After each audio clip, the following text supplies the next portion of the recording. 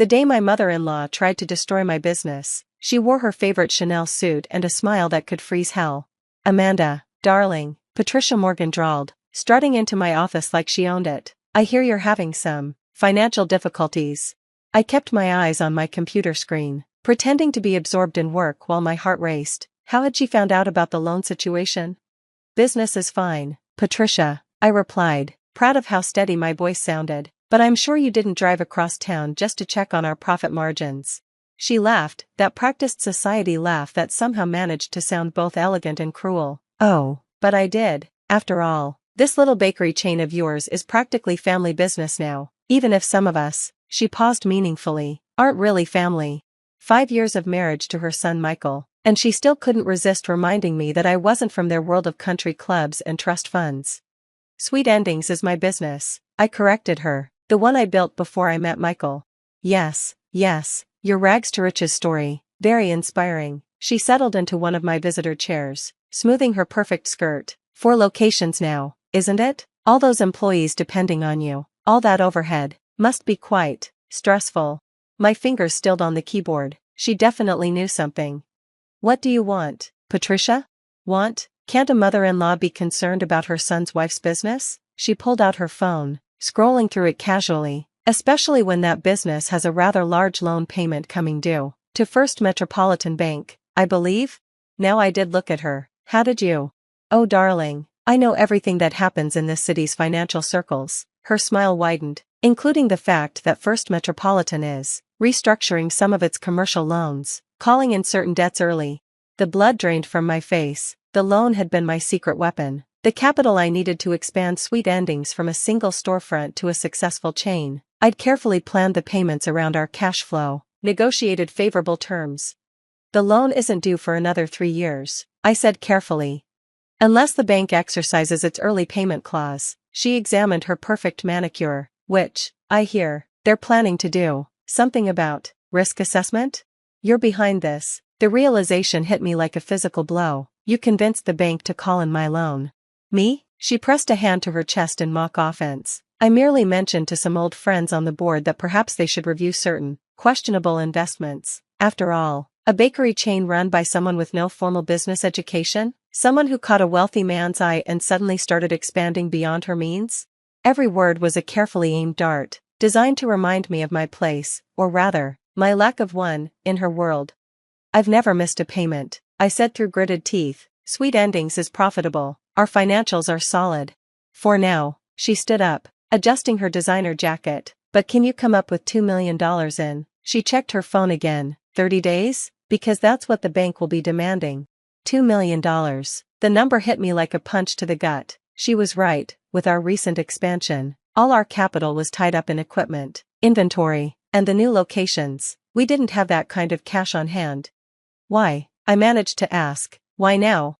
"Because, my dear, you need to learn your place." All pretense of warmth vanished from her voice. "My son might be blinded by whatever charms you used to snare him, but I see exactly what you are, an ambitious little nobody who got lucky, and now you're risking my family's reputation with this common enterprise."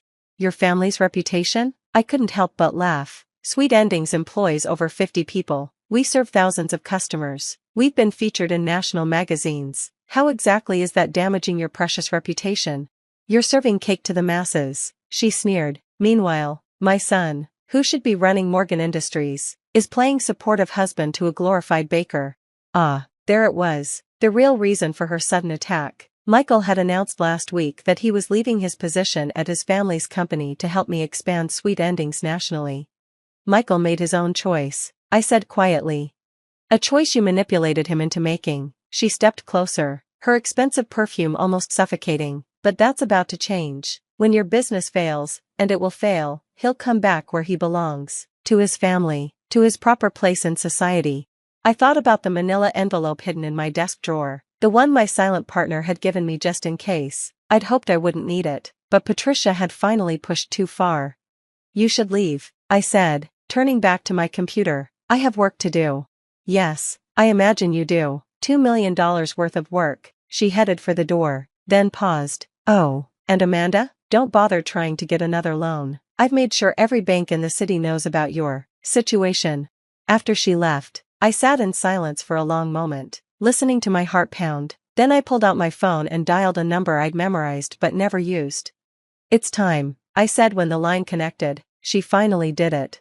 "Are you sure?" The voice on the other end was calm, professional. "Once we start this, there's no going back." I thought about Patricia's smug smile, about her certainty that she'd finally found a way to destroy what I'd built. "I'm sure," I said firmly. "Execute protocol, Morgan." "Very well. The documents will be delivered to First Metropolitan Bank's board within the hour. And Mrs. Walker." "Yes? Should I alert Mr. Chen as well?" I smiled, thinking about my silent partner, the one whose identity would soon rock Patricia's carefully ordered world to its foundations.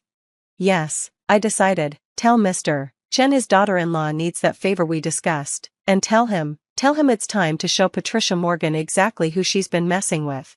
I hung up and opened my desk drawer, pulling out the manila envelope. Inside was everything I'd gathered over the past 3 years, every snide comment, every attempt to undermine my business, every social slight carefully documented and dated. But more importantly, it contained proof of something Patricia had no idea about, the true ownership of First Metropolitan Bank. She thought she was wielding the bank like a weapon against me. She had no idea she was about to shoot herself in the foot. My phone buzzed with a text from Michael. "Mom just called," sounding very pleased with herself. "What did she do?" "Nothing we didn't expect," I replied. "Remember what you said when we got married? About how your mother would eventually go too far? She finally did it?" "Yes. Time to open that envelope you've been keeping in your office safe."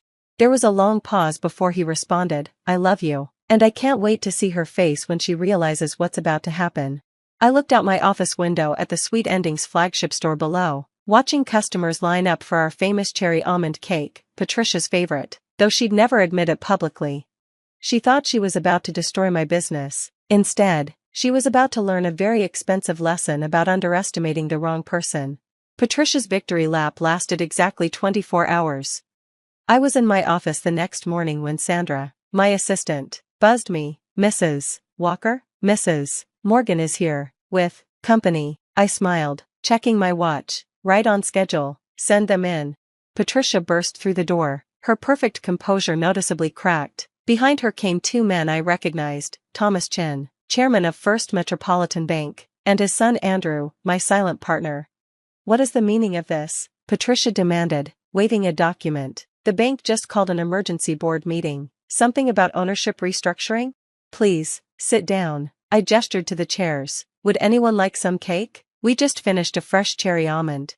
Patricia remained standing, but both Chen men took seats. Andrew winked at me, the same conspiratorial wink he'd given me 3 years ago when we'd first hatched this plan. "I don't want cake," Patricia snapped. "I want to know why Thomas is talking about canceling the loan review." "Actually," Thomas Chen spoke up, his voice carrying decades of authority, "we're not just canceling the review, we're extending Sweet Endings' credit line by about $10 million. The color drained from Patricia's face. "You can't do that." The board agreed. "The board serves at the pleasure of the majority shareholder," Thomas interrupted smoothly, "which, as of this morning, is no longer the Morgan Family Trust." "What?" Patricia sank into a chair. "But we've controlled First Metropolitan for 3 generations.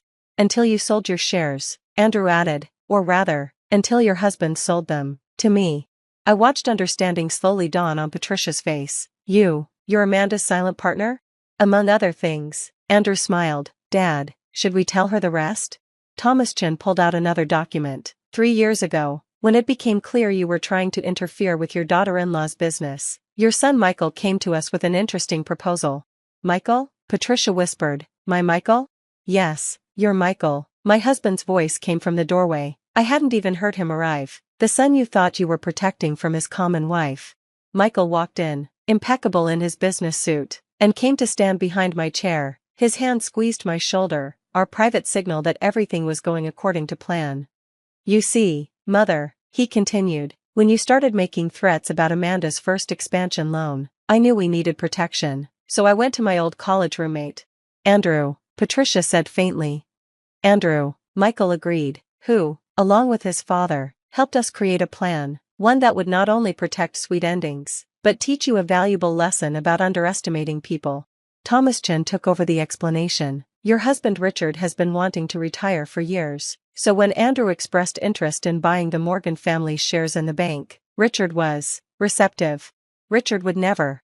Check your phone, Michael suggested. Dad's probably tried calling you by now. As if on cue, Patricia's phone buzzed. She looked at it, her hands shaking. He sold our shares? Without telling me? Just like you tried to destroy my business without telling him, I pointed out. Interesting how that works. Patricia's head snapped up. You knew about Richard selling the shares? I knew everything. I opened my desk drawer and pulled out the manila envelope. Every meeting you had with bank officials, every attempt to undermine Sweet Ending's credit, every nasty comment about the glorified baker who married your son. But how? Because I told her, Michael said quietly. Every time you plotted against my wife, every time you tried to interfere with our lives, I kept her informed, and we documented everything. Working with the bank's actual leadership, Andrew added with a grin. Patricia looked around the room wildly, her carefully constructed world crumbling. This is a trick, a manipulation. No, Mother, Michael cut her off. This is business, something you taught me, remember? Always know who really holds the power. Well, guess what? In this room, that person is Amanda. I stood up, smoothing my skirt. As of this morning, Sweet Endings has a $10 million credit line from First Metropolitan Bank. We'll be expanding to 10 more locations by year's end. And Morgan Industries. What about Morgan Industries? Patricia's voice shook. We'll be announcing a new partnership, Michael finished. A joint venture with Chen Global Holdings, focusing on commercial real estate development, starting with a chain of high-end retail locations anchored by Sweet Endings bakeries. Patricia pressed a hand to her chest. You're working with them? Against your own family? No, Mother, I'm working with my family, my wife, the woman you've spent 5 years trying to destroy. Michael's voice was firm. The only question is, are you ready to accept that? Or do we need to discuss your position on Morgan Industries' board as well? The threat hung in the air. Patricia looked from Michael to me, then to the Chen men, who watched her with polite interest. What do you want from me? She finally asked. An apology would be nice, I suggested, but more importantly, I want you to understand something. I was never a threat to your family or your precious social position. I just wanted to build something of my own, something meaningful. With my son's help, she muttered. Yes, Michael agreed, because that's what partners do, they support each other. Maybe if you'd spent less time trying to control everyone and more time seeing people's potential, you'd understand that. Thomas Chen cleared his throat. Perhaps this would be a good time to mention the other changes at First Metropolitan? About the new Community Business Development Program? Patricia's eyes narrowed. What program? An initiative focusing on small business loans to entrepreneurs from non-traditional backgrounds, Andrew explained, with a particular emphasis on family-owned businesses. Amanda will be chairing the oversight committee. You're making her, my daughter-in-law, responsible for bank policy? Poetic, isn't it? I smiled. The glorified baker will now have a say in who gets the kind of loans you tried to deny her. Patricia was quiet for a long moment, her perfectly manicured hands clasped tightly in her lap. Finally, she looked up at her son. You planned all this, from the beginning? No, Michael said softly. I just loved my wife and believed in her dreams. Everything else, he smiled at me, was just good business sense. And the cherry almond cake? She gestured to the slice Andrew was enjoying. My favorite recipe? Is still your favorite recipe, I confirmed. Despite everything, you're still family. The question is, are you ready to accept that family can be about more than social status and control? She stared at the cake for a long moment. Richard really sold our bank shares? He did, Thomas confirmed. Said something about being tired of watching you try to micromanage everyone's lives. And Morgan Industries? This partnership with Chen Holdings? Is happening, Michael said firmly, with or without your support. Patricia stood up slowly, smoothing her designer suit with trembling hands. I need time to think. Take all the time you need, I said. The cake will still be here, so will we. After she left, followed by Thomas Chen, Andrew turned to me with a grin. That went well. Did you see her face when you mentioned the community development program? Michael laughed. Almost as good as when she realized Richard sold the bank shares. I agreed. Speaking of which, Andrew pulled out his phone. Dad's having lunch with him now, explaining everything. How do you think he'll take it? I asked Michael. Dad? He'll be relieved. He's been wanting to stand up to Mom for years. This just gives him the excuse he needed. I looked around my office, at the awards Sweet Endings had won, at the plans for our expansion, At the people who had helped make it all possible. You know she'll try something else, I warned. Let her try, Michael said confidently. Between the Chen's backing and our new partnership, she can't touch us. Besides, he grinned, I hear the new chair of First Metropolitan's Community Development Program is pretty tough. Speaking of that, Andrew chimed in, wait until she finds out about Phase 2. Phase 2? I raised an eyebrow.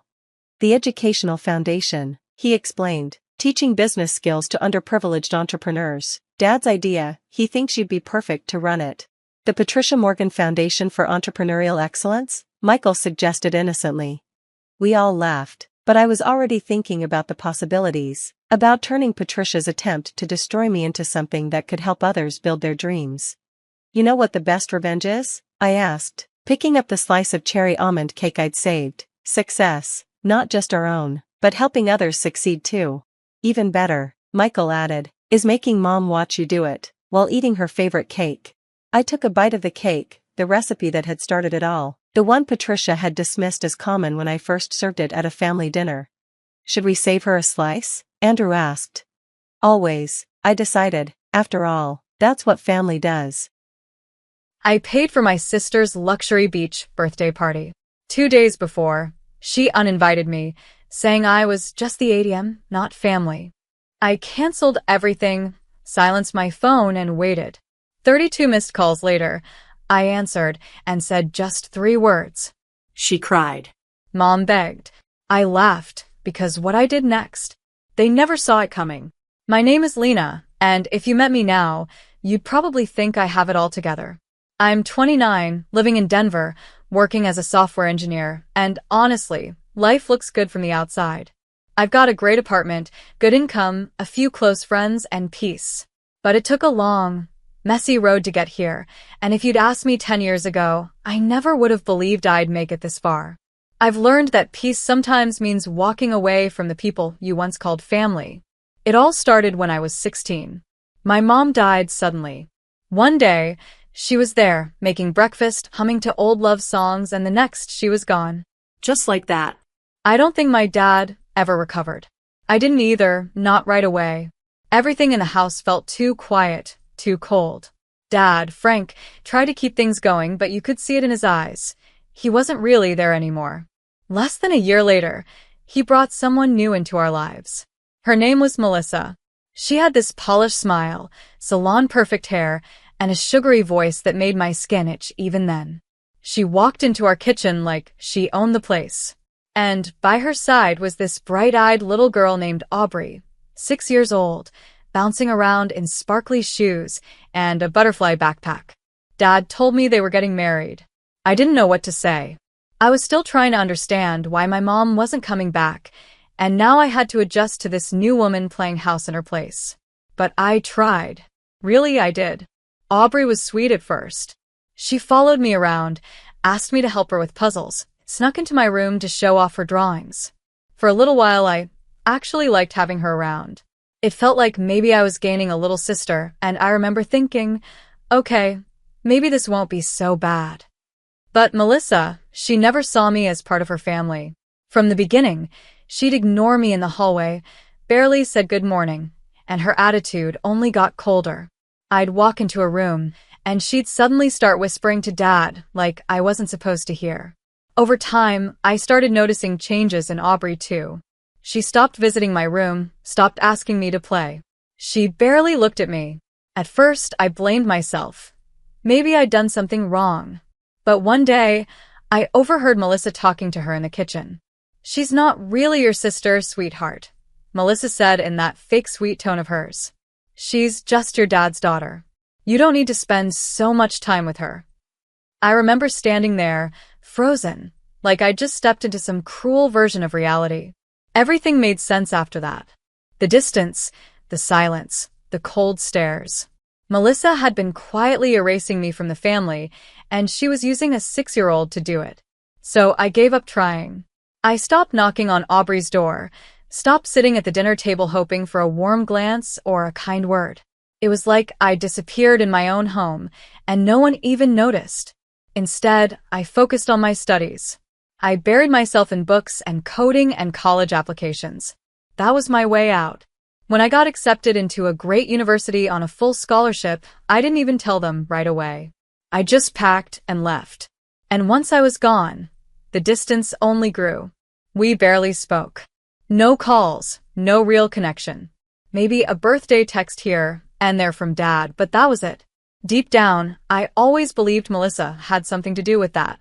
Every time Dad tried to reach out, she probably had a reason for him not to. Years passed. I built my life from the ground up.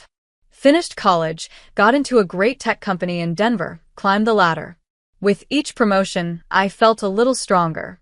I had my own space, my own money, and most of all, my own peace. Then, out of nowhere, my phone rang one morning. I almost didn't answer. It was Dad. "Hey, sweetheart, how are you?" His voice was soft, almost unsure. We hadn't spoken properly in years. I was caught off guard. "I'm good," I said cautiously. "How are you?" "I've been thinking," he continued. "Maybe it's time we reconnect. Start fresh. Come by for dinner this Sunday? Melissa would love to see you too." That last part made my stomach twist. Melissa would love to see me? That didn't sound right. But still, I was curious. So that Sunday, I drove to their house for the first time in years. Melissa greeted me at the door with a wide smile and a hug like we were old friends. "Lena, we've missed you," she said. I stood there stiffly, trying to figure out what game she was playing. This was the same woman who once made me miss a family dinner by forgetting to tell me the time had changed. Inside, everything felt strange. Familiar walls, unfamiliar warmth. Aubrey, now a teenager, barely looked up from her phone when I walked in. We sat around the living room, making small talk about weather and traffic and things that didn't matter. Then, over the next few weeks, the real reason for the sudden invitation started to show. First, it was a casual mention of how expensive groceries had become. Then, the next week, Melissa brought up a plumbing issue. A week later, it was a broken heater. "Lena, we hate to ask, but could you help us out a little?" Dad said one night, eyes on his coffee cup. "Just until we get things back on track." I wanted to believe it was genuine. I wanted to believe they cared. So I said yes. $200 here, $500 there. Then $1,800. It added up fast. But I kept giving. Because some part of me still craved their approval. Still hoped for a connection. Then came Aubrey's 19th birthday. Melissa called me, full of excitement. "We're planning a beach party. Big celebration. She's growing up so fast. It would mean the world if you could help with the cost." I agreed, thinking maybe this could be my chance to rebuild something with Aubrey. I even started planning a surprise, covering her first-year college tuition. $6,000. It wasn't pocket change, but I could manage it. Maybe, just maybe, this would be the moment that brought us closer. But I had no idea what was really coming. 2 days before the beach party, my phone rang. I was just finishing up a call with a caterer, finalizing the menu. Grilled seafood, sliders, pasta trays, a chocolate fountain, and this gorgeous 3-tier cake with coral and seashell decorations. I'd picked everything with care, hoping it would make Aubrey's day special. I even imagined the look on her face when I'd surprise her with the news that her first year of college would be fully paid. Then I saw her name flashing on my screen, Aubrey. It was strange. She never called. We barely spoke during my Sunday visits. Most of the time, she sat in the corner scrolling on her phone, barely muttering a hey. So, a call from her? I answered, thinking maybe this was it. Maybe she wanted to say thank you, or just talk. But her voice was cold, almost rehearsed. "Hey Lena," she said flatly. "So, about the party." I waited. My heart was already doing this weird sinking thing. We're actually making some changes. Cutting down the guest list. Just keeping it close, real family and friends. I blinked. "Okay, what does that mean?" She didn't even hesitate. "It means we're not including you. No hard feelings or anything. Just trying to keep it tight." No hard feelings? I sat there, stunned. This girl, whose party I had fully funded, was uninviting me because I wasn't real family? I wanted to believe it was some kind of joke, that maybe she'd call back laughing and say she was kidding. But that call never came. I stared at my screen after she hung up. My hands were shaking. I didn't cry. Not at first. I just sat in silence, hearing those words echo in my head. We're not including you. Real family and friends. I didn't sleep that night. Instead, I replayed every moment over the past few months. Every dollar I'd handed over. Every dinner where I was met with silence. Every fake smile from Melissa. Every quiet hope that maybe, just maybe, they'd changed. I was done. The next morning, I called the catering company. Hi, this is Lena Mitchell. I need to change the delivery address for Saturday's order. The woman on the phone paused. The full beach party order? Yes, I said. Same time, same order. Just a new address. I gave her the name and location of a downtown homeless shelter I'd volunteered at during college, Hope Street Housing. They'd just added a women's wing last year. I remembered thinking they probably didn't get fancy meals often. Wow, the woman said quietly after I explained. That's really kind of you. I didn't tell her the whole story. I didn't need to. After I hung up, I put my phone on silent and went about my day. I blocked Melissa's number. I blocked Aubrey's. I even muted texts from Dad. 32 missed calls. Eventually, I answered one. It was Dad. Lena, where's the food? The guests are arriving soon. I said just 3 words. Ask your daughter. And I hung up. I wish I could describe the feeling that followed. It wasn't just satisfaction, it was clarity. Years of being used, of chasing love that never came, of shrinking myself to keep the peace, and finally, I had taken that peace back. That night, I opened a bottle of wine and watched a movie by myself, smiling the whole time. The reports came in the next day, mostly from my friend Serena, whose cousin happened to be at the beach party. She called me laughing so hard, she had to pause twice to breathe. Girl, it was chaos. Melissa ran to some deli to buy sandwich platters and chips. Half the guests left early. Aubrey was screaming and crying. She actually threw a gift bag into the ocean. People were whispering, wondering what happened. And your dad? He came back with a tray of grocery store cupcakes. I didn't feel bad. Not even a little. I had spent thousands trying to be accepted by a family who never wanted me. And when I finally said no, they fell apart. A few days later, my dad called again. His voice was quiet, controlled. Lena, what you did hurt your sister. I almost laughed. My sister? She's young. She made a mistake. I waited for the part where he'd say sorry, where he'd acknowledge what they'd done. But it never came.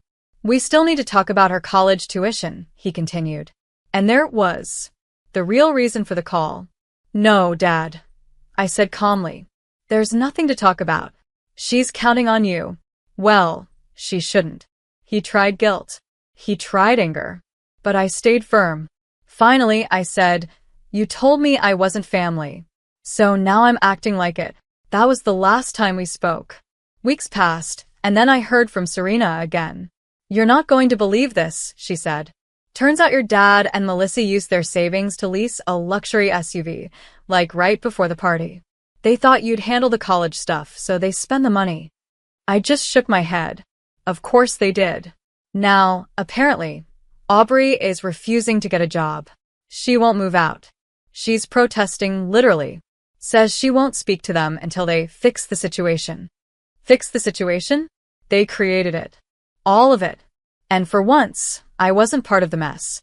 Instead, I was planning my first solo trip to Hawaii. I signed up for a painting class. I started walking to work instead of driving just to enjoy the quiet. I didn't need their approval anymore. I didn't need to be included. Because I finally realized being used isn't love. And choosing yourself isn't selfish. It's survival. It happened a couple of peaceful weeks since the beach party fiasco. I thought the silence meant they had finally gotten the message that I was done being their doormat. I was wrong. One morning, I opened the door to get my mail, and there they were. Melissa and Aubrey standing outside my apartment building like it was totally normal. Melissa had her finger halfway to the doorbell, and Aubrey was wearing sunglasses like she was trying to hide her face. I didn't even say a word. I closed the door right in their faces. I don't know what they were expecting. A warm hug? An apology session where I just gave in again? After everything, they still thought I owed them something. That I'd crack if they just showed up. They came back the next day too. And the next. Sometimes both of them, sometimes just Melissa. I started using the back exit and told the building manager not to let them in. Then, about a week later, Aubrey sent me a text. "We need to talk. I know I overreacted about the party. The guest list thing was just a joke. Can we just forget it and move on?" I stared at the message for a long time. A joke? Now it was a joke. She uninvited me from the party I paid for, called me not family, and then expected me to forget it all like nothing happened? I almost didn't respond. But then something clicked. "You're right," I texted back. It was a joke. And I thought it was hilarious.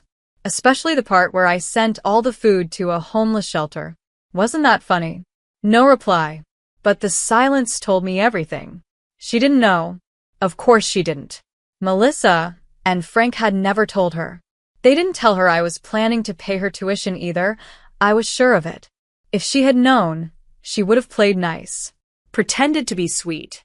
She would have hugged me at the party and cried when I gave her the check, and I probably would have fallen for it. Again. In a weird way, I was grateful for her cruelty. It was real. It was honest. That one careless moment where she said I wasn't family, that had set me free. Of course, that wasn't the end of it. About 3 days later, I started getting messages from people I hadn't spoken to in years. My Aunt Rachel, Cousin Ben, even some family friends from back in high school. Apparently, Frank and Melissa had been busy telling their version of the story to everyone who would listen. The tale they spun? Poor Aubrey, heartbroken on her birthday, left with no food because her cold-hearted sister pulled out last minute. Poor Frank and Melissa, trying to bring the family together while I just kept punishing them for the past. No mention of the thousands I had spent. No word about the uninvitation. No talk about the SUV they blew their savings on. I started getting voicemails full of guilt trips. Family has to stick together. She's just a kid, Lena. Don't let money ruin your relationships. One message even said, "How could you let her future suffer like this? Don't be so selfish." Selfish. That word again. I'd been called selfish every time I said no. Every time I asked for space. Every time I stopped handing over my time, energy, and money with no thanks in return. At first, I tried to explain. I told one cousin everything. The party, the money, the tuition, the guest list. But she didn't believe me. Said it didn't sound like Aubrey. That's when I realized something important. They weren't really calling for me. They were calling about me. I was the villain in their version, and they needed me to fix the ending. Not one person asked how I felt. Not one asked what had happened from my side. So I turned off my phone. For 3 days straight, no calls, no messages, no notifications. Just silence. And peace. That weekend, I went to a small art fair downtown. I bought a canvas, some brushes, and a set of acrylic paints. I hadn't painted in years, not since high school. I set up a little corner by the window in my apartment and started brushing color across the blank space, and for the first time in what felt like forever, I felt like I could breathe. It wasn't about art. It was about me. Doing something because I wanted to, not because someone expected it. Not because I was being guilted into it. 2 days later, another knock at my door. This time, it was just Melissa. She was holding an envelope. I didn't open the door all the way, just cracked enough to hear her. "We just want to talk," she said. "Aubrey's really hurting." I stared at her. Then, maybe she should have thought about that before she called me an outsider. Melissa frowned. "She's a teenager." "She's 19, I said. "Old enough to know better." "She made a mistake." "We all make mistakes." I let out a dry laugh. "You didn't make a mistake, Melissa. You made a plan." And I finally stopped playing along. She held out the envelope. "Just read it. Please." I didn't take it. I shut the door. I tossed the envelope in the trash without even opening it. Maybe it was a letter, maybe it was a guilt trip in written form, maybe even an invoice. I didn't care. I was done. Completely. They could twist the story however they wanted. They could knock and call and spread lies. But they no longer had access to me. Because for the first time in my life, I was choosing myself. And I wasn't looking back. A few months passed after that final knock on my door. I didn't hear from any of them again. Not Melissa, not Aubrey, not even my dad. At first, the silence felt heavy, like something was missing. But the longer it lasted, the lighter I felt. There were no more sudden texts asking for money, no more fake apologies followed by veiled requests. My life finally felt like my own. Then, one afternoon, my friend Serena called. She had news. "You're not going to believe this," she said, already laughing before she got the words out. "So, you know Aubrey?" Of course I knew. I just waited for her to continue. "She blew up at your dad and Melissa last week. Full-on meltdown. Screaming, crying, threatening to move out, the works." I raised an eyebrow. What happened now? They finally had to tell her that they used up their savings. Apparently, she thought they were going to pay for her college after all. I leaned back in my chair. Let me guess, they were counting on me again. Bingo. She found out they leased that new SUV right before the party, thinking you'd cover the tuition. When they told her, she lost it. Said they lied to her. Said they ruined her future. Part of me should have felt sad for her, I guess. But I didn't. This was the same girl who had called me an outsider and uninvited me from her party. The same girl who didn't even say thank you when I handed over money for the heater, the groceries, or the dozens of other things they couldn't manage. Now she was just facing what I had faced for years, manipulation dressed up as family love. "She's refusing to work," Serena continued. "Won't get a job, won't apply for loans, says she's protesting until they figure out how to fix it. Neighbors say she's locked herself in her room, comes out just to fight with them. It's apparently a full-blown war over there." I almost felt sorry for Frank, for my dad. But then I remembered the phone call after the party, the way he brushed past everything and immediately brought up tuition like I was some kind of walking scholarship. He didn't defend me when Aubrey hurt me. He didn't apologize for Melissa's years of coldness. All he ever wanted was what I could give, not who I was. "They created this," I said quietly into the phone. "This is what happens when you raise someone to believe they don't need to earn anything." Serena sighed. Yeah. "I mean, it's sad, but you're right." After that, I didn't think about them much anymore. Occasionally, someone would mention them in passing, an old neighbor, a distant cousin, but I never asked for details. I didn't need to know. Their drama was no longer mine to solve. Instead, I focused on things that made me feel alive again. I took long walks around the city. I joined a small painting group that met every Thursday at this cozy little studio downtown. I signed up for yoga classes, not because I wanted to get in shape, but because I liked the quiet, the calm, the feeling of breathing in peace and breathing out all the noise. And then I booked my trip to Hawaii. It wasn't anything fancy.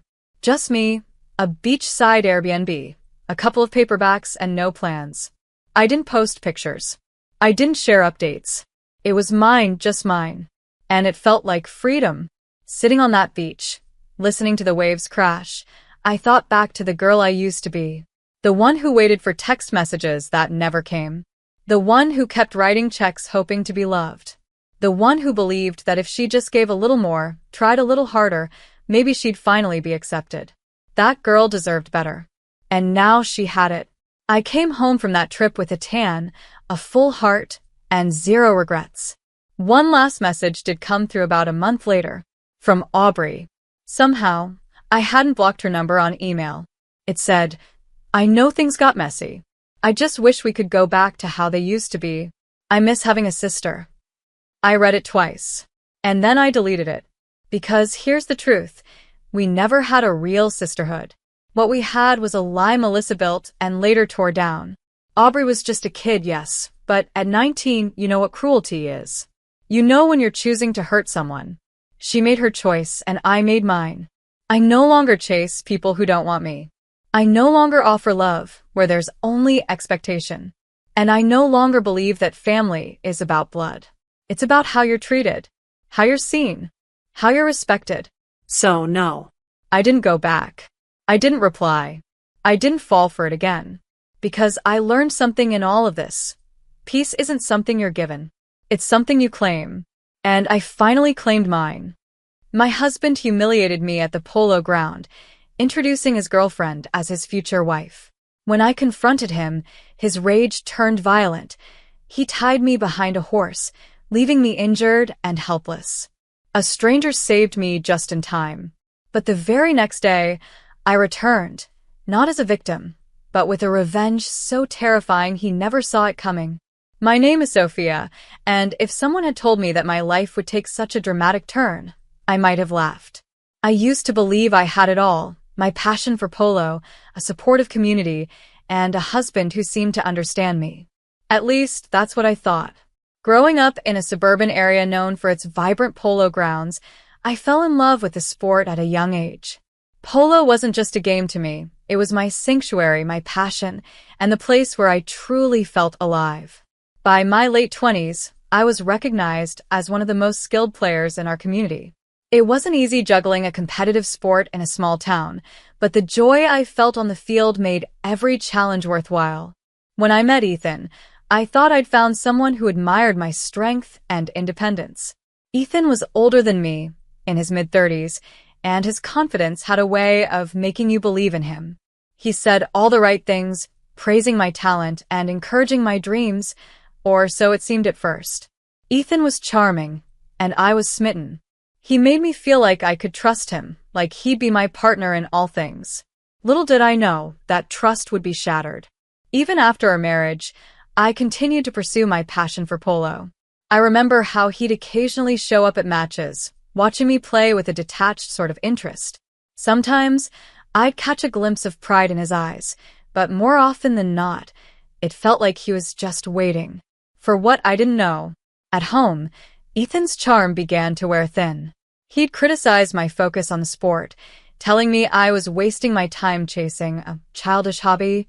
I brushed it off at first, convincing myself that he didn't mean it, that maybe he was just having a bad day. But the comments became sharper and more frequent.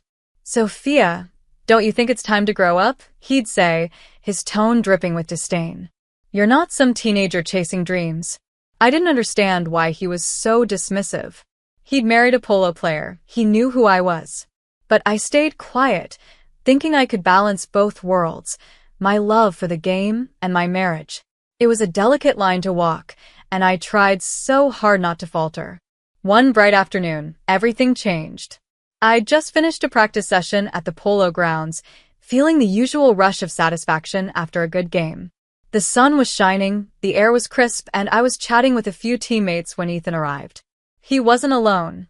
Walking beside him was a young woman, elegant and composed, dressed in expensive clothes that screamed wealth and status. She was strikingly beautiful, the kind of beauty that turned heads wherever she went.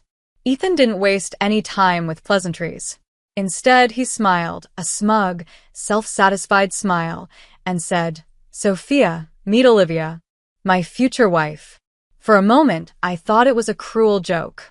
My heart raced, and my mouth went dry as I stared at him, trying to process his words. "What?" I managed to whisper, my voice trembling. "You heard me," he said, his tone casual, as if he were discussing the weather. "Olivia and I are getting married. She's everything you're not, sophisticated, wealthy, and worth my time." I was frozen, too shocked to respond. The people around us had fallen silent, their eyes darting between us. Ethan's words hit me like a punch to the gut. "How dare you?" I finally said, my voice breaking. He didn't flinch. "Oh, spare me the drama, Sophia. You're just a cheap girl wasting your time with silly games. Olivia is the kind of woman who can actually make a difference in my life." His cruelty was like a dagger, cutting deep and leaving me gasping for air. I felt humiliated, betrayed, and utterly devastated. This was the man I had trusted, the man I had believed in.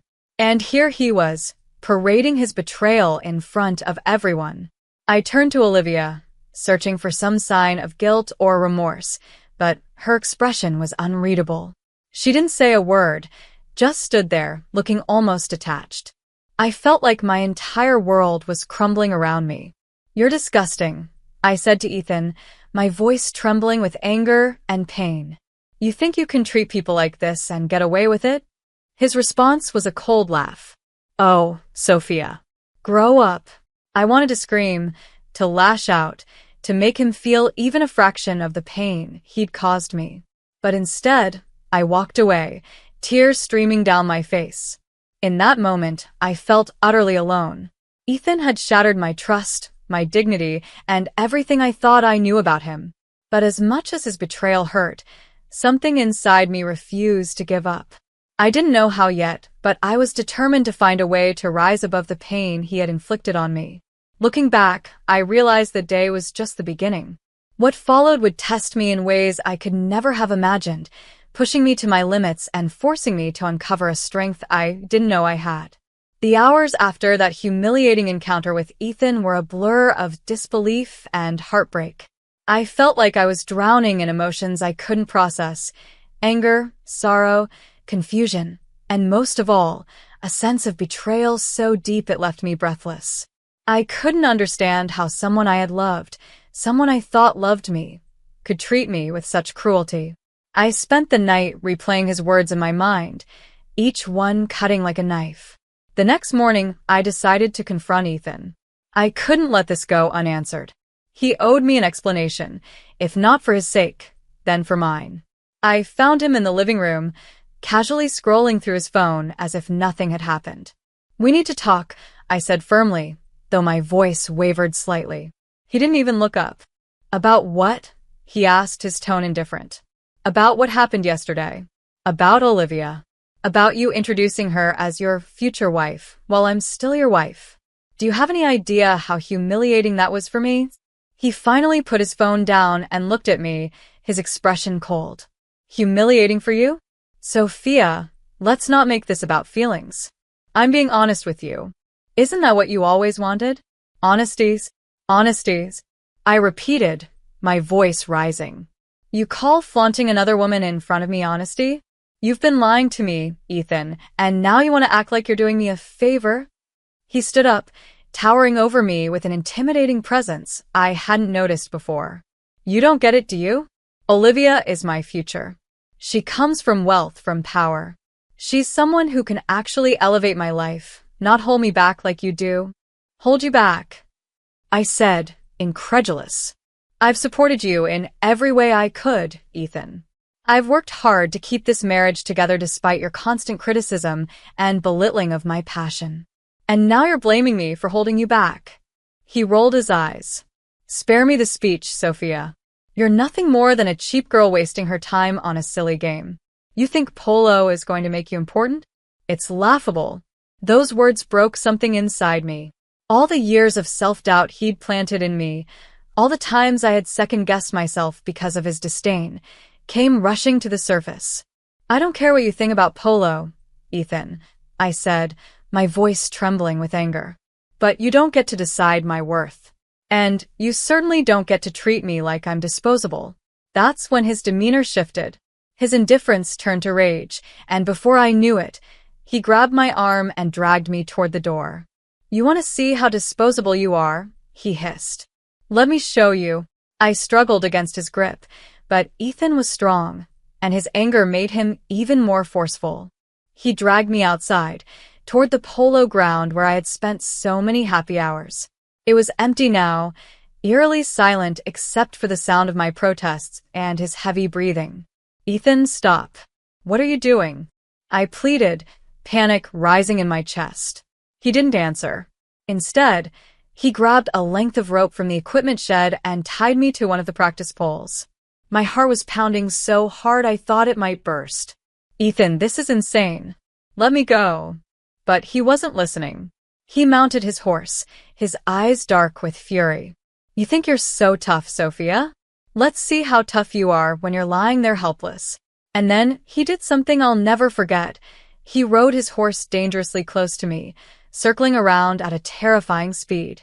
Each pass was closer than the last, the horse's hooves kicking up dust and rocks that hit my face and arms. The fear was suffocating. I could barely breathe, my screams drowned out by the sound of the galloping horse. The physical pain was nothing compared to the emotional devastation. How could someone I had once loved turn into this monster? Every time I cried out, hoping he'd stop, He seemed to grow more exhilarated. It was like he fed off my fear. And then suddenly it stopped. I didn't know why at first. My vision was blurred with tears, and I was too terrified to make sense of what was happening. But when I opened my eyes, I saw Olivia standing a few feet away, her face pale and her eyes wide with shock. "What the hell is wrong with you, Ethan?" she shouted, her voice trembling. "Stay out of this, Olivia," Ethan barked. "This is between me and my wife." But Olivia didn't back down. She pulled out her phone and started recording. "You're insane," she said, her voice steadier now. "If you don't stop this right now, I'll make sure everyone knows what kind of man you are." Ethan hesitated, glaring at her. For a moment, I thought he might lash out at her too. But then, as if realizing he couldn't win this fight, he dismounted and stormed away, leaving me tied and sobbing on the ground. Olivia rushed to me, her hands shaking as she untied the ropes. "Are you okay?" she asked, her voice filled with genuine concern. I couldn't answer. I was too overwhelmed by everything that had just happened. But in that moment, I realized something. Olivia wasn't my enemy. She had seen the monster Ethan truly was, and for reasons I couldn't yet understand, she had chosen to help me. When Olivia untied me and helped me to my feet, I was too shaken to fully grasp the weight of what had just happened. My body ached from the bruises, but it was the betrayal that hurt the most. Ethan wasn't just cruel, he was dangerous. As I leaned against Olivia for support, I couldn't understand why she had stepped in. After all, wasn't she the woman Ethan had so brazenly declared his future wife? "Let's get you to the hospital," Olivia said softly, her tone kind but urgent. She wrapped her arm around me and led me toward her car, ignoring the cloud of dust that still lingered in the air. I wanted to resist. I wanted to tell her I didn't need her help, that I could handle this on my own. But the truth was I couldn't. I was too battered and broken, physically and emotionally, to push her away. So, I let her guide me, every step feeling heavier than the last. The drive to the hospital was quiet, except for Olivia occasionally asking if I was okay. I didn't know what to say. How could I be okay after what Ethan had done? After what he had revealed himself to be? My mind was a whirlwind of thoughts, questions I couldn't answer, and emotions I couldn't contain. But one question burned brighter than the rest. Why had Olivia stepped in? At the hospital, the staff immediately took me in, treating the cuts and bruises Ethan's cruelty had left behind. Olivia stayed with me the entire time, sitting quietly in the corner of the room as the nurses worked. She didn't look like the poised, confident woman Ethan had introduced at the polo ground. Instead, she looked shaken, as though the events of the day had unsettled her as much as they had broken me. When the nurse left us alone, Olivia finally spoke. "I'm so sorry, Sophia," she said, her voice trembling. "I had no idea Ethan was capable of something like that." I looked at her, unsure how to respond. Was this sympathy genuine, or was it just guilt? "You didn't know?" I asked, my voice hoarse from crying. "You're the one he's planning to marry. How could you not know who he really is?" Olivia sighed and looked down, twisting her hands in her lap. "I don't know what I was thinking. Ethan, he's charming, persuasive. He made me believe in this image of himself that isn't real. I thought I knew him, but after today," she paused, shaking her head. "I can't believe I ever trusted him." I wanted to tell her that she should have seen it sooner, that she should have known better. But the truth was, I had fallen for the same charm, the same lies. Ethan had fooled both of us. "What he did to you today," Olivia continued, her voice breaking, "was horrifying. I can't stand by and let him get away with it." Her words took me by surprise. "What are you saying?" "I'm saying I want to help you," she said firmly. "Ethan needs to face the consequences of what he's done. To you, to me, to anyone who's been caught in his web." I stared at her, trying to gauge her sincerity. Was she serious? Could I trust her? But as I looked into her eyes, I saw something I hadn't expected. Guilt, remorse, and a determination that mirrored my own. "Why would you do that?" I asked cautiously. "After everything." "Because what he did was wrong," Olivia said, her voice unwavering now. "And because I can't marry someone like that." I won't. Today, I saw who he really is, and I don't want any part of it. Her words hung in the air, and for the first time since Ethan's betrayal, I felt a glimmer of hope. Maybe I wasn't as alone as I thought. Maybe, just maybe, there was a way to fight back. Over the next few days, Olivia and I began working together. She showed me the video she had recorded of Ethan's violent outburst, a chilling reminder of his cruelty. "This is evidence," she said, her tone determined. "We can use this to bring him to justice." It wasn't easy. Every step of the process felt like reopening the wounds Ethan had left behind. But Olivia's support gave me strength. She wasn't just apologizing for her role in my pain. She was actively trying to make things right. We went to the authorities, presenting the video and recounting the events of that awful day. The officers were appalled, and their response was swift. A case was opened against Ethan, charging him with assault, abuse, and endangerment. As the legal wheels began to turn, I started to feel something I hadn't felt in weeks: empowerment. For so long, I had let Ethan's words and actions define me, but now, I was taking control. With Olivia by my side, I wasn't just surviving, I was fighting back. It was ironic, really. The woman Ethan had brought into my life to replace me was now the one helping me expose him. Olivia and I were an unlikely team, but together, we were stronger than I ever imagined. The path ahead was uncertain, and the battle was far from over. But for the first time, I felt like justice was within reach. And this time, I wasn't fighting alone. The days leading up to the trial were some of the most difficult of my life. Reliving the trauma of Ethan's betrayal and abuse was like ripping open a wound that had barely begun to heal. But I knew I couldn't give up. Ethan needed to face the consequences of what he had done, not just for me, but for every person he had hurt or manipulated. And with Olivia by my side, I felt stronger. Olivia surprised me in more ways than I can count. She didn't just stand by me, she fought alongside me. She was relentless in gathering evidence against Ethan, digging through old messages, emails, and anything that might prove his pattern of deceit and abuse. She even connected with others who had crossed paths with Ethan and had similar stories of his manipulation. It was as though once the veil of his charm had been lifted, the truth became glaringly obvious. When the trial began, I was terrified. Ethan was still the man I had once loved, and part of me dreaded seeing him again. But as I sat in that courtroom, surrounded by lawyers, reporters, and strangers, I reminded myself why I was there. This wasn't about the past anymore. It was about reclaiming my future. Ethan walked into the courtroom with the same smug confidence I had once found so captivating. He didn't even glance in my direction. His arrogance was infuriating, but it also strengthened my resolve. He truly believed he was untouchable. He thought he could continue to manipulate and abuse without facing any consequences. But not this time. The prosecution presented the video Olivia had recorded, a stark and undeniable piece of evidence. Watching it play out on the screen was harrowing. Seeing myself tied up, crying out for help as Ethan's horse circled dangerously close, was like reliving the nightmare all over again. The courtroom was silent except for the sound of my voice in the video, raw and filled with fear. I glanced at Ethan, hoping to see some sign of remorse, but there was none. He sat there, his face expressionless, as though the events in the video were happening to someone else. But the jury's reaction was clear. Their faces were a mix of shock and disgust, and for the first time, I felt like justice might actually be possible. When it was my turn to testify, my hands trembled as I took the stand. I spoke about the person Ethan had pretended to be, the man I thought I had married, and how that illusion had shattered over time. I described his growing disdain for me, his cruel words, and the terrifying day when he had taken his anger to a horrifying level.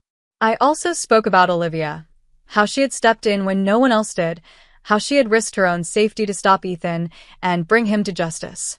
She could have walked away, I said, my voice steady despite the emotion welling inside me. But she chose to do the right thing. And, because of her, I'm standing here today. Olivia testified too. Her words were powerful, painting a picture of the man Ethan truly was, a manipulative, abusive individual who cared for no one but himself. She recounted how she had believed his lies, how she had fallen for his charm, and how her perception of him had shattered when she saw his true nature. "I was horrified," she said, her voice breaking. "But I knew I couldn't stay silent. What he did to Sophia was monstrous, and he needs to be held accountable." Ethan's defense tried to discredit us, painting me as a bitter wife clinging to her anger and Olivia as a jilted lover seeking revenge. But the evidence spoke louder than their words. The video, the testimonies, the corroborating accounts from others who had experienced Ethan's manipulations, it all painted a damning picture. When the verdict was finally read, my heart pounded so loudly I could barely hear the judge's words. But then I heard them clearly. Guilty. Ethan was sentenced to a lengthy prison term for assault, abuse, and endangerment. The relief that washed over me was overwhelming. For so long, I had felt powerless against him, but now, justice had been served. He couldn't hurt anyone else. Not anymore. After the trial, Olivia and I stood outside the courthouse, the weight of the ordeal finally lifting. "Thank you," I said to her, my voice filled with gratitude. "I don't know how I would have done this without you." She smiled, her eyes glistening with unshed tears. "We did it together, Sophia. You're stronger than you think." Looking back, I realized she was right. The journey hadn't just been about holding Ethan accountable. It had been about rediscovering my own strength. I wasn't the same woman who had let Ethan's words and actions define her.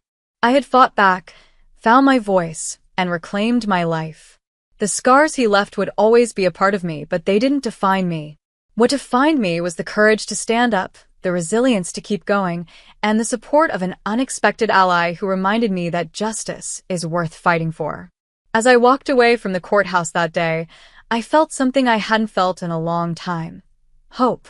Ethan's chapter in my life was finally closed, and for the first time, I was ready to write my own story. While I was away on a business trip, my husband secretly moved his mistress into our home. When I returned early, I caught them red-handed in our bedroom. They overpowered me, locked me away, and demanded my house and luxury car. But they never saw my next move coming. It ruined them forever. If you had asked me a few years ago, I would have told you that my life was perfect.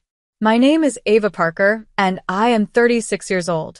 I live in Chicago, Illinois, and I have built a successful career as a real estate agent. I worked hard to get here, years of effort, long nights, and pushing through obstacles. I own my own house, a luxury car, and had financial security. I believed I had everything a woman could ask for. And I thought I had a loving husband, Ryan. Ryan and I had been married for 6 years, but we had known each other longer. We met at an event where I was helping clients find properties, and he was there as a car dealer trying to promote his business. He had this charming personality, a smooth talker, and knew how to make a woman feel special.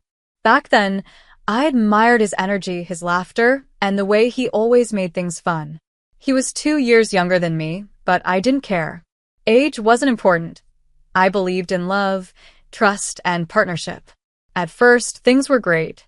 He was attentive, caring, and affectionate. We traveled together, shared our dreams, and built a life I thought would last forever. I didn't mind that I earned more than him. I believed we were a team, and what was mine was his too. But over time, Ryan changed. He quit his job as a car dealer because he said he was tired of working for others. Instead, he became obsessed with social media, trying to become an influencer.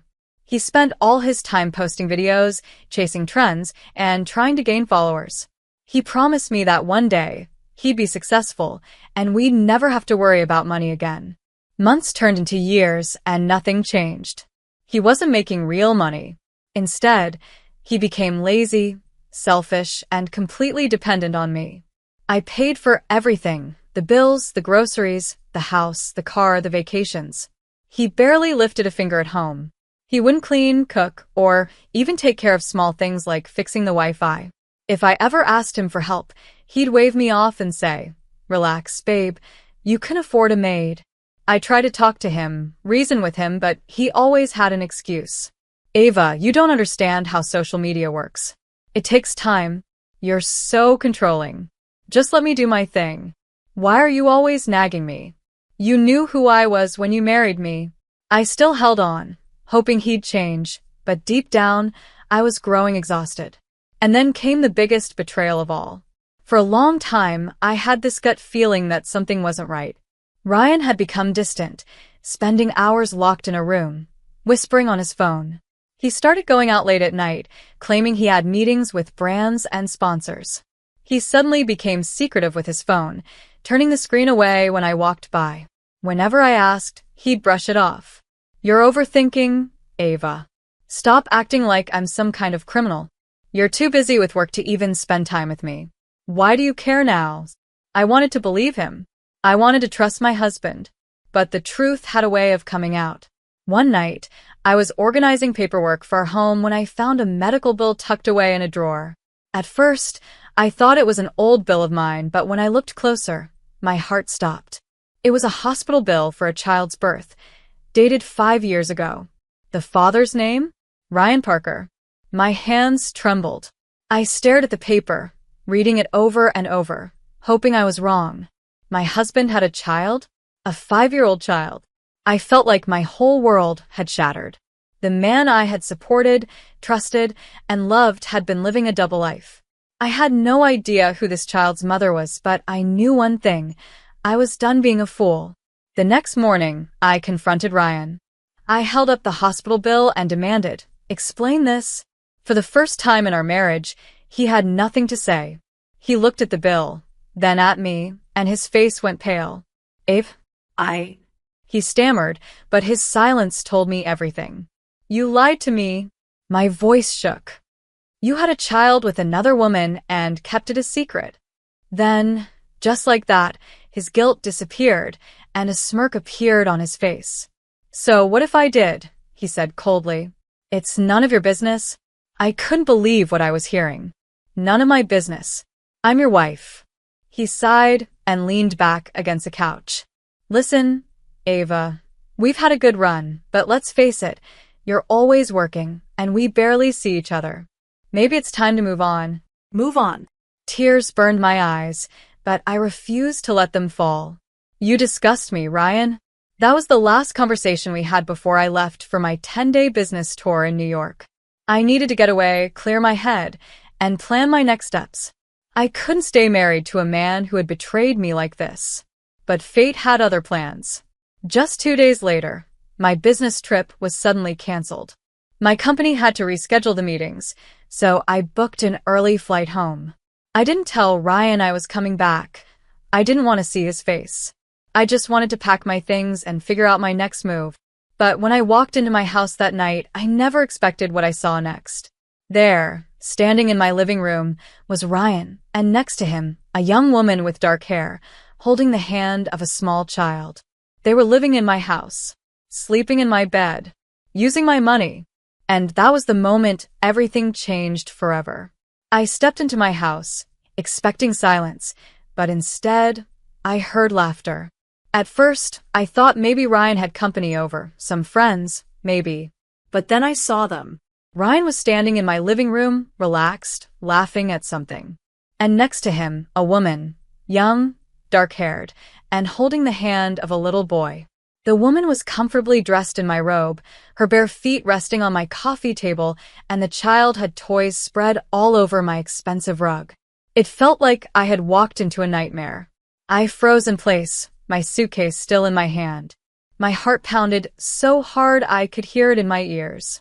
Ryan turned, and for a split second, I saw shock flash across his face. But then, just as quickly, he smirked. "Oh. You're back early." His voice was so casual, like I had just come home from a walk. I felt like I couldn't breathe. My home, the one I built with my hard work, was being used like a hotel for my cheating husband and his mistress. "Who is she?" I finally managed to say, my voice shaking with fury. The woman stood up, smirking just like Ryan. She had no shame. "I'm Sophie," she said smoothly. "Ryan's girlfriend. And this is our son, Liam." My whole body turned cold. "Our son?" I looked at the boy. He was 5 years old. The same age as the child from the hospital bill I had found. The truth hit me so hard that I staggered back. Ryan had a whole family behind my back. You brought them into my house? I gasped, my hands shaking. Ryan rolled his eyes, acting bored. Relax, Ava. You were gone for work. We needed a place to stay. You needed a place to stay? My voice rose. You have a child with another woman, and instead of being a man and telling me, you sneak her and the kid into my home? Sophie laughed. Oh, Ava. Don't act so innocent. You were never around. Ryan and I, well, we've been together for a while now. I could barely see straight. All those nights Ryan disappeared, all the times he lied about meetings and business deals. It was her. You cheating bastard, I spat at Ryan. I gave you everything. I paid for this house, this life. I supported you when you had nothing, and this is how you repay me? Ryan let out a sigh, completely unfazed. Yeah, well. You had your fun. It's time for me to take my share now. My share? I repeated, barely able to process what he was saying. Ryan stepped closer, his smirk widening. We might as well make this simple, Ava. Sign the house and car over to me, and we'll be out of your way. I laughed bitterly. Are you out of your mind? Why the hell would I do that? Sophie's eyes darkened, and in a flash, she grabbed my arm. Before I could react, Ryan yanked my suitcase out of my hand and kicked the door shut. You're going to sign the papers, Ryan said, his voice cold now. I tried to pull away, but Sophie's grip was tight. Ryan, let me go. No, he said simply. Not until you give me what I want. That's when it hit me. They weren't going to let me leave. I felt my stomach drop. Ryan grabbed my wrist, squeezing hard. We're not playing games, Ava. We're done pretending. I struggled, my heart pounding in fear. You're insane. Sophie shoved me backward, and before I could react, I was pushed into the guest bedroom. Ryan slammed the door behind me, and I heard the lock click. I ran to the door and banged on it. Let me out. From the other side, I heard Sophie's mocking voice. Just sign the transfer papers, Ava. It's easier that way. I screamed in rage, pounding on the door. They had locked me in my own house, trying to force me to hand over everything I owned. I looked around the room. No phone. No way to call for help. My body trembled in panic. How long would they keep me here? What if they hurt me worse? And then, I heard Ryan's voice outside the door. You've got two choices, Ava. Sign the papers, or we make your life a living hell. I sank to the floor, tears burning in my eyes. I felt helpless. But I wasn't going to let them win. I wasn't going to give up. Then I heard something that made my heart stop. Sophie said, and if she doesn't sign, we'll have to make her. Ryan's voice dropped into a low whisper, but I still heard him. Yeah. We'll make her. I shivered. They were serious. They were going to force me one way or another. My mind raced. There had to be a way out. There had to be a way to fight back. And then, just as I was losing hope, I heard something outside the house. A voice. A woman's voice. It was Lisa, my best friend, my neighbor. Ava? I jumped to my feet and banged on the wall as hard as I could. Lisa, help me. Outside, silence. Then I heard her footsteps running away. And I prayed, please, please let her do something. Minutes passed. Then, from outside, I heard it. Sirens. Loud. Blazing. Getting closer. Ryan and Sophie panicked. The cops. The cops are here. Sophie shrieked. Shut up. We can't let them find her. Ryan hissed. I heard them running through the house, trying to escape. Then suddenly, boom. The front door burst open. Chicago police. Hands in the air. The sound of rushing footsteps filled the house. A moment later, the lock on my door clicked and the door swung open. A police officer stood there, looking at me with concern. Ma'am, are you okay? I burst into tears. I had been trapped, helpless, and scared, but now I was free. The officers rushed after Ryan and Sophie, but they were already gone. They had escaped. For now. But I wasn't going to let them get away with this. Not after what they had done. I stepped out of the room, my hands clenched into fists. I was going to make them pay, no matter what it took. The moment I stepped out of that room, my entire body was shaking. I wasn't sure if it was from rage, fear, or relief. Maybe all three. The police officers guided me out of the house, their voices calm and reassuring, but my mind was elsewhere. Ryan and Sophie had escaped. Lisa ran up to me the moment I stepped outside, her face full of worry. Ava. Oh my God, are you okay? I could barely speak. My throat felt raw from screaming for help. The moment she hugged me, I broke down. You saved me, Lisa, I whispered. I don't know what would have happened if you hadn't called the police. She pulled back, gripping my shoulders. I knew something was wrong when I heard you screaming. Ava, what did they do to you? I took a deep breath, steadying myself. They wanted me to sign over the house and the car. When I refused, they locked me in a room. They were going to force me. My voice cracked at the last part. Ryan, he hit me. Lisa's eyes flashed with fury. That son of a... The officer beside me interrupted. Ma'am, we're going to need you to come down to the station to file an official report. We need to put out a warrant for Ryan Parker and Sophie Mills. I nodded without hesitation. I had spent years supporting that man, believing in him, hoping he'd change. And in return? He cheated, betrayed, and tried to steal everything I built. No. He wasn't getting away with it. At the station, I told them everything. From the moment I met Ryan, how he changed after marriage, how I discovered his affair, and how he and Sophie trapped me in my own home, demanding I hand over my property. The police were horrified. You're lucky your neighbor acted fast, one officer told me. This could have been much worse. I swallowed hard. I knew what he meant. Ryan and Sophie were getting desperate. If Lisa hadn't heard me, they might have done something even worse. But now it was my turn. I wasn't just going to let them run away and start a new life on my money. Ryan thought he could break me, but he had no idea who he was dealing with. The very next day, the police issued a public warrant for Ryan and Sophie. Their faces were all over the news, and their names were posted on crime alerts online. They thought they could hide, but I knew Ryan too well. He was too arrogant to disappear quietly. And I was right. 2 days later, I got a call from one of the officers. We've found them, he said. A woman recognized them at a cafe in downtown Chicago. They're trying to act normal, but we're moving in now. I rushed to the station, my heart racing. By the time I arrived, it was over. They had been arrested in public, humiliated in front of dozens of people. Ryan had tried to run, but he wasn't fast enough. Sophie had screamed and fought, but in the end, they were dragged away in handcuffs. When I saw them sitting in that holding cell, it was Ryan who looked at me first. His face was filled with pure hatred. You set me up, he snarled. I tilted my head. Oh, I thought you said I was overthinking things, that I was too busy with work to notice what you were doing. His jaw tightened. You ruined me. I laughed softly. You ruined yourself, Ryan. I'm just the one who made sure the world saw it.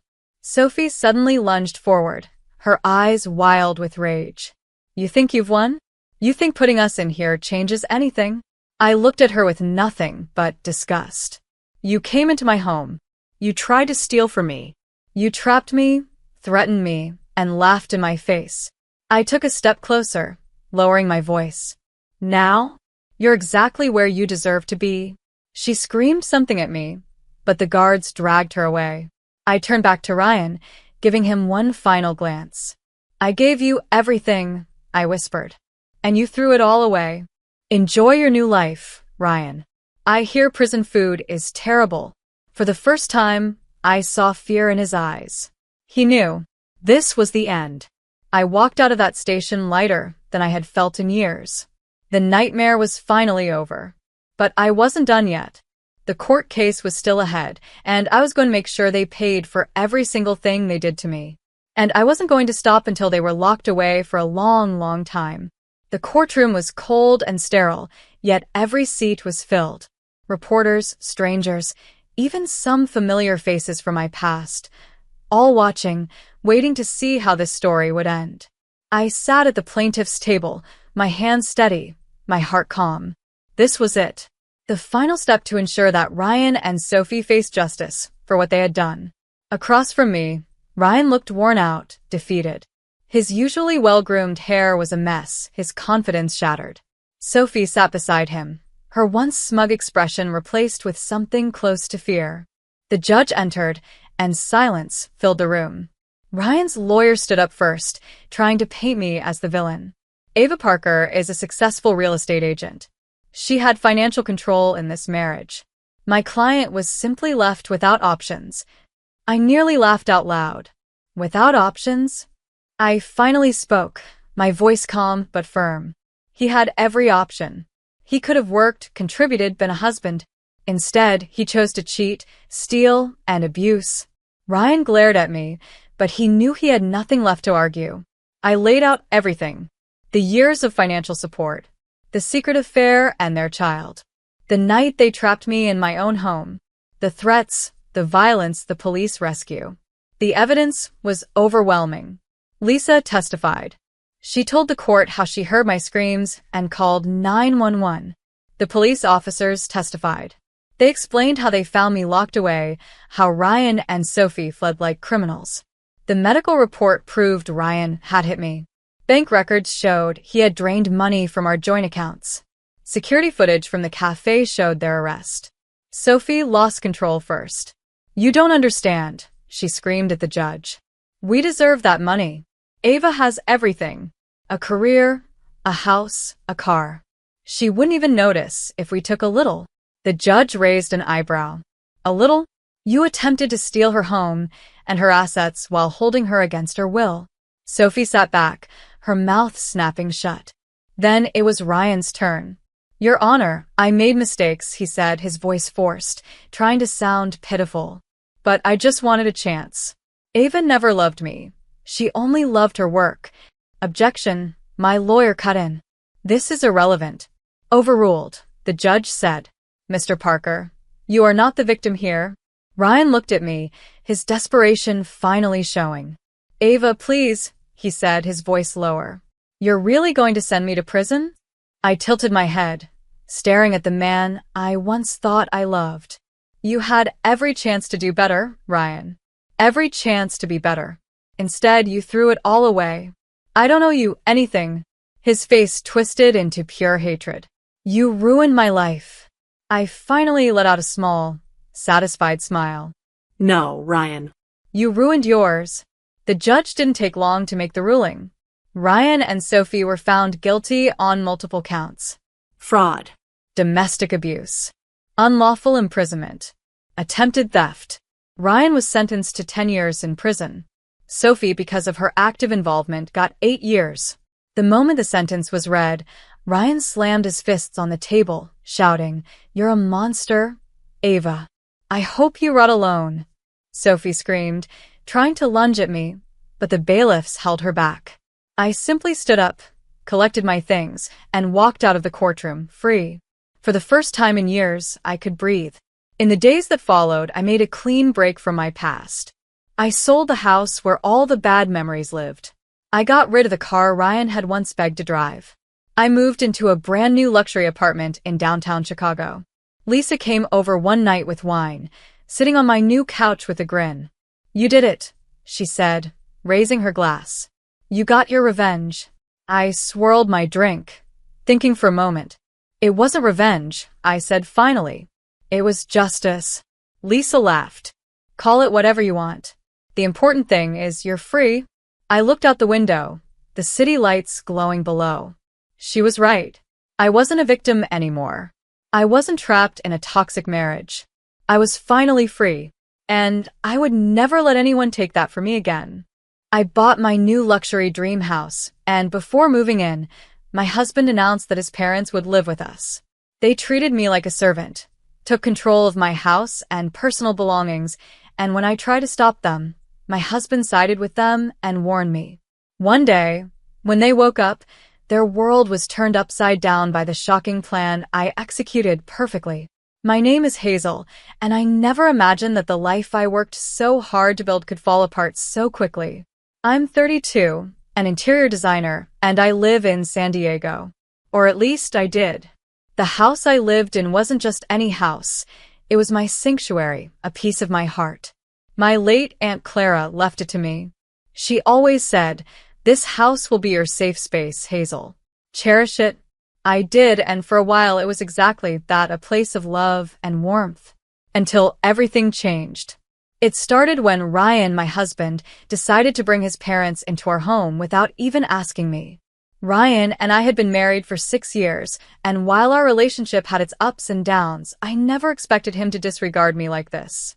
Ryan was 35, a successful tech entrepreneur with big dreams, but his tendency to make decisions without consulting me was always a sore spot. One evening, as I was setting the table for dinner, Ryan casually dropped the news. "Honey," he said, barely looking up from his phone, "Mom and Dad are going to stay with us for a while. They'll be here tomorrow." I froze, the plates trembling in my hands. "What?" "Mom and Dad," he repeated, still scrolling on his phone. "They're moving in for a bit. It's no big deal. Just temporary." No big deal? I couldn't believe what I was hearing. Margaret and Arthur, Ryan's parents, were difficult, to put it kindly. Margaret had a way of making herself at home in places that weren't hers, and Arthur always seemed to look right through me, as if I didn't exist. "Ryan," I said, my voice tight, "this is my house. My aunt's house. You can't just invite them to move in without asking me." He finally looked up, his expression dismissive. "Hazel, they're family. What's the problem? You're overreacting." Overreacting. That word stabbed me like a knife. This wasn't about overreacting, it was about respect, about boundaries. The next day, they arrived. Margaret swept into the house like she owned it, her arms loaded with suitcases. She didn't even bother to greet me properly, just a perfunctory, "Hazel," as she breezed past. Arthur followed, lugging a large bag, his usual stern expression in place. I tried to keep things civil for Sophie, my 3-year-old daughter. She was my light, my reason for everything. But even Sophie wasn't spared Margaret's interference. "Hazel, don't you think Sophie should be eating healthier snacks?" Margaret said one afternoon, eyeing the crackers I'd given my daughter. "She's fine, Margaret," I replied, trying to keep my tone even. "Well," Margaret continued, "in our house, we always made sure our children had proper nutrition." I bit my tongue, but my patience was wearing thin. This wasn't her house, and Sophie was my daughter. Things only got worse from there. Margaret began rearranging my office without asking, moving my carefully organized files and tools to better places. She criticized my parenting, made snide comments about my work, and acted like my opinions didn't matter. Arthur was no better. He rarely spoke to me, but when he did, it was to lecture me on how to support Ryan better. I tried talking to Ryan about it, but he brushed me off every time. "Hazel, they're just trying to help," he'd say, as if I didn't know better. "Can't you just give them a break?" It all came to a head one evening when I found Margaret in Sophie's room. She was going through her dresser, sorting Sophie's clothes into piles. "What are you doing?" I demanded, my voice trembling with anger. "Organizing," Margaret said, not even looking at me. "This room is a mess." "That's enough," I said firmly. "You have no right to go through my daughter's things." Margaret finally looked up, her expression a mixture of annoyance and condescension. "Hazel, don't be so sensitive. I'm just trying to help. This house could use some structure." I was livid. My house, my daughter, my life. How dare she? That night, I confronted Ryan. I told him I couldn't take it anymore. "Either they leave or Sophie and I will," I said, my voice shaking but firm. Ryan stared at me, caught off guard. "Hazel, you're being dramatic," he said, but there was uncertainty in his tone. "Am I?" I shot back. "Because this house doesn't feel like mine anymore. It feels like theirs." Ryan didn't have an answer, and for the first time, I saw a flicker of doubt in his eyes. I went to bed that night determined to stand my ground. But little did I know, the battle was just beginning. What I thought was the worst of it was only the tip of the iceberg. The real storm was yet to come, and it would shake my life to its very foundation. Looking back, that night felt like a tipping point. I thought setting boundaries with Ryan and his parents would be the hardest battle I'd face. But life had other plans. Things were about to get far worse in ways I couldn't have imagined. After my confrontation with Ryan, he reluctantly told Margaret and Arthur they couldn't stay permanently. It wasn't immediate. They dragged it out for a couple more weeks, acting like they were doing us some kind of favor by leaving. Margaret made her usual snide comments, things like, "And I guess Hazel doesn't appreciate help," or, "Some people just don't know how to manage a house." But I held my ground. Sophie deserved a home that felt peaceful, and I wasn't going to let anyone take that from her. Or me. When Margaret and Arthur finally packed up and left, the house felt lighter, quieter. I thought maybe things would go back to normal. For a while they did. Or at least I told myself they did. But Ryan, he became distant. He was always glued to his phone or a laptop, claiming it was for work. Late-night texts, hushed phone calls, and trips out of town became common. Business meetings, he'd say. I wanted to believe him, but something about his tone, his body language, felt off. One night, Sophie was fast asleep, and I was cleaning up after dinner. Ryan had left for one of his business trips earlier that morning, and I was alone in the house. As I wiped down the counters, I noticed his tablet sitting on the kitchen table. Normally, I wouldn't have thought twice about it, but something about the way he'd been acting made me pause. I hesitated, staring at the screen. A part of me felt guilty, like I was about to invade his privacy. But another part of me, the part that had been ignored, dismissed, and belittled, told me I needed to know the truth. I picked up the tablet and tapped the screen. It was unlocked. My hands trembled as I opened his email. At first, it was just work-related messages, but then I saw a folder marked personal. Curiosity and dread twisted in my stomach as I opened it. What I found made my breath catch in my throat. Emails, dozens of them, between Ryan and a woman named Claire. The messages were intimate, flirtatious, and undeniable. It wasn't just casual. This had been going on for months. I scrolled through, my heart pounding. There were photos, too, selfies of her, some of them taken in hotel rooms. And then there were the messages from Ryan, talking about how much he missed her, how he couldn't wait for their next trip together. I felt like the floor had dropped out from under me. My chest tightened, and tears blurred my vision. How could he do this? To me, to Sophie? I spent the rest of that night sitting at the kitchen table, staring at the emails, trying to process what I'd just discovered. Anger, betrayal, heartbreak, they all came in waves, crashing over me. I thought about everything I'd put up with, his parents, his dismissiveness, his refusal to support me, and now this? When morning came, I knew I couldn't ignore what I'd found. But I also knew I needed a plan. Ryan wasn't just my husband. He was Sophie's father. I had to think about her future, about how to protect her from the fallout. The first person I called was my brother, Luke. He'd always been my rock, the one person I could count on when everything else fell apart. "Luke," I said when he picked up, my voice shaking. "I need to talk to you. It's about Ryan." He came over that afternoon, and as soon as I showed him the emails, he was furious. "Hazel, you can't let him get away with this," he said, pacing the living room. "You need to get out of this marriage." "I know," I replied, my voice barely above a whisper. "But I need to do it right. I need to make sure Sophie and I are taken care of." Luke nodded, his expression softening. "You're right. You need a plan. And you don't have to do this alone. I'm here for you." Over the next few days, I reached out to a lawyer. I explained everything, the house, the emails, the emotional toll. She was kind but direct. "Hazel, you're in a strong position. The house is in your name, and we can document his affair. But this isn't just about the legal side. You need to prepare yourself emotionally, too." I spent the following weeks gathering evidence, documenting everything. I also started making quiet preparations to sell the house. As much as I loved it, I couldn't stay there anymore. It was tainted by too many bad memories. I wanted a fresh start for Sophie and me, somewhere far from Ryan's lies and manipulation. Every time I looked at Sophie, I felt a renewed sense of purpose. She was my reason for everything, my motivation to keep going.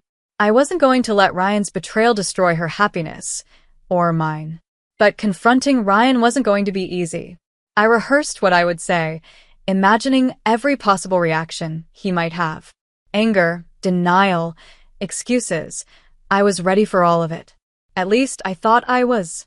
The day of reckoning was approaching, and I could feel the tension building. Ryan had no idea what was coming, but I did.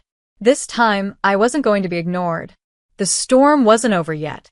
In fact, it was just beginning. The day finally came when I knew I had to confront Ryan. The house felt too quiet without Sophie's laughter. She was spending the afternoon with Luke, who insisted I take the time to handle things without worrying about her. My hands trembled as I rehearsed the words I'd been preparing for weeks, but I reminded myself why I was doing this. For Sophie. For me. Ryan arrived home that evening, tired from his supposed business trip. He set his bag down by the door and glanced at me. "Hey, Hazel," he said casually, as though nothing had happened. I didn't respond right away. My voice felt trapped in my throat, but I forced myself to stay calm. "Ryan," I said evenly, "we need to talk." He looked up, his expression cautious. "What's going on?" I gestured toward the living room. "Sit down." "This isn't going to be a quick conversation." He hesitated but eventually sat on the couch, his posture tense. I stood across from him, clutching the tablet I'd discovered the emails on. "I know about Claire," I said, my voice steady despite the storm raging inside me. For a moment, he looked confused, but then his face paled. "What are you talking about?" he said, his tone defensive. "Don't lie to me, Ryan. I saw the emails. I saw everything, the messages, the photos, the trips you took with her while I was here, holding everything together." Ryan's jaw tightened. "Hazel, it's not what you think." "Don't," I interrupted, my voice sharp. "Don't insult me by pretending there's some explanation that makes this okay. You betrayed me, Ryan. You betrayed our family." He stood up, running a hand through his hair. "Look, I made a mistake, okay? But it doesn't have to mean anything. We can work through this." I shook my head, my anger bubbling to the surface. A mistake? Ryan, this wasn't a one-time thing. This was months of lying, of sneaking around. Do you have any idea how humiliating this is? How much this hurts? "I didn't mean to hurt you," he said, his voice softening, as if that would fix anything. "But you did," I shot back. "And the worst part? You didn't care. You let me handle everything. Your parents, this house, Sophie. While you were out playing the devoted husband to someone else." Ryan tried to argue, to plead, but I held up my hand to stop him. "Enough, Ryan. I'm done. I've already spoken to a lawyer. I've already started the process of selling the house. Sophie and I are leaving, and there's nothing you can say to change my mind." His eyes widened. "You're selling the house? Hazel, you can't do that. This is our home." "No, Ryan," I said firmly. "This is my home. It was my aunt's, and she left it to me. You lost the right to call it ours the moment you chose to betray me." He stared at me, stunned into silence. For the first time, I saw fear in his eyes. "Hazel, please," he said, his voice almost desperate. "We can fix this. Don't do this to Sophie. Don't break up our family. Don't you dare try to make this about Sophie," I said, my voice rising. "You're the one who broke up this family. You're the one who made these choices. Now you have to live with the consequences." Ryan sat back down, his head in his hands. I stood there, watching him, feeling a strange mix of sadness and liberation. This wasn't the man I thought I'd married. The man I'd loved and built a life with was gone, replaced by someone selfish and unrecognizable. "I'll send you the divorce papers," I said finally, my voice calmer now. "And I'll make sure Sophie is protected. That's all that matters to me." Ryan didn't respond. He just sat there, his shoulders slumped, as I walked out of the room. I didn't feel triumphant or victorious, just drained. But I also felt a sense of clarity, a determination I hadn't felt in years. That night, I called Luke. "It's done," I told him, my voice barely above a whisper. "I'm proud of you," he said. "I know how hard that must have been." "It was," I admitted. "But it's not over yet. There's still so much to do." Luke reassured me that I wasn't alone, and for the first time in a long time, I believed him. I had a long road ahead, but I wasn't afraid. I was ready to fight for the life Sophie and I deserved. The confrontation was only the beginning. The real battle was just getting started. The days following my confrontation with Ryan were a blur of emotions and decisions. I filed for divorce, officially putting an end to the life we had built together. It wasn't easy. There were moments when I doubted myself, when I wondered if I was doing the right thing for Sophie. But every time I looked at her innocent face, I reminded myself that staying in a broken, toxic marriage would hurt her more than anything else. Ryan tried to fight the divorce at first. He begged, he pleaded, and he even tried to guilt me into reconciling. "Hazel, we have a family," he'd say. "Don't throw it all away." But it was already gone. He had thrown it away long before I ever discovered his betrayal. No matter what he said, I couldn't unsee the emails, the photos, the lies. The divorce proceedings were draining. Ryan's lawyer tried to argue for a larger share of the house, but my lawyer was brilliant. She reminded the court that the house was in my name and that Ryan had no claim to it. In the end, I kept the house, but I didn't keep it for long. Selling the house wasn't just a practical decision. It was symbolic. That house had been my sanctuary, but it had also become a prison. Every room was filled with memories I wanted to leave behind. I listed it quietly, and within weeks, I had an offer. As I packed up my belongings, I felt a strange sense of peace. This was the end of one chapter, and the beginning of another.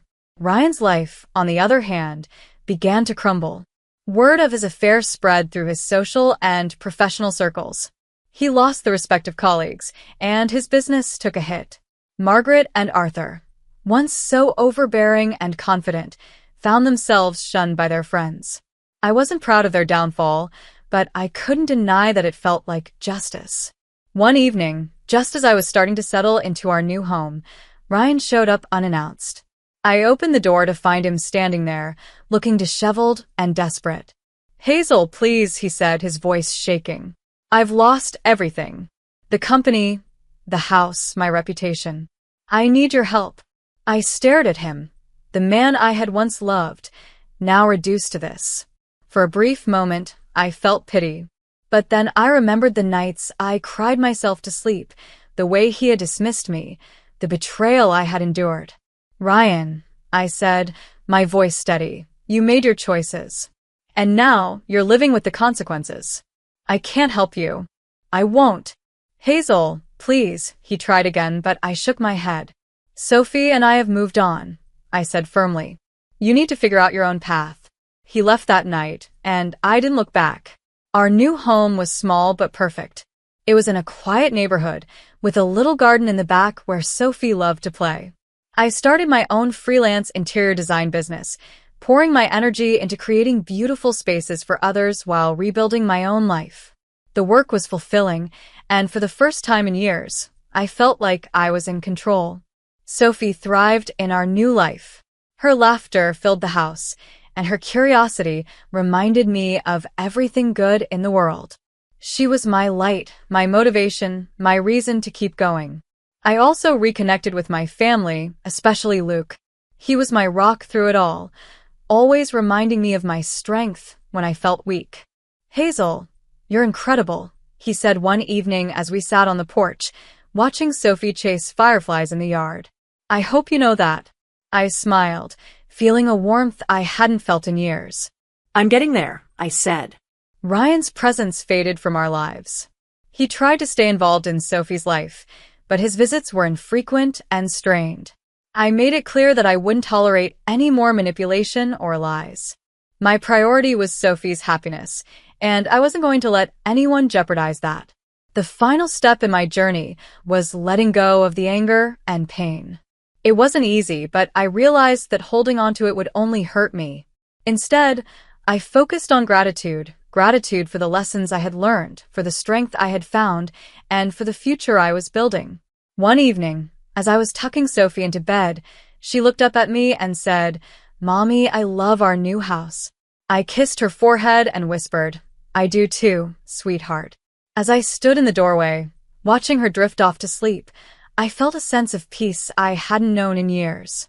This was our life now, a life of love, resilience, and hope. The journey had been painful, but it had also been worth it. I had found myself again, and I was ready to face whatever the future held. For Sophie and me, this was only the beginning. I bought my new luxury dream house, and before moving in, my husband announced that his parents would live with us. They treated me like a servant, took control of my house and personal belongings, and when I tried to stop them, my husband sided with them and warned me. One day, when they woke up, their world was turned upside down by the shocking plan I executed perfectly. My name is Hazel, and I never imagined that the life I worked so hard to build could fall apart so quickly.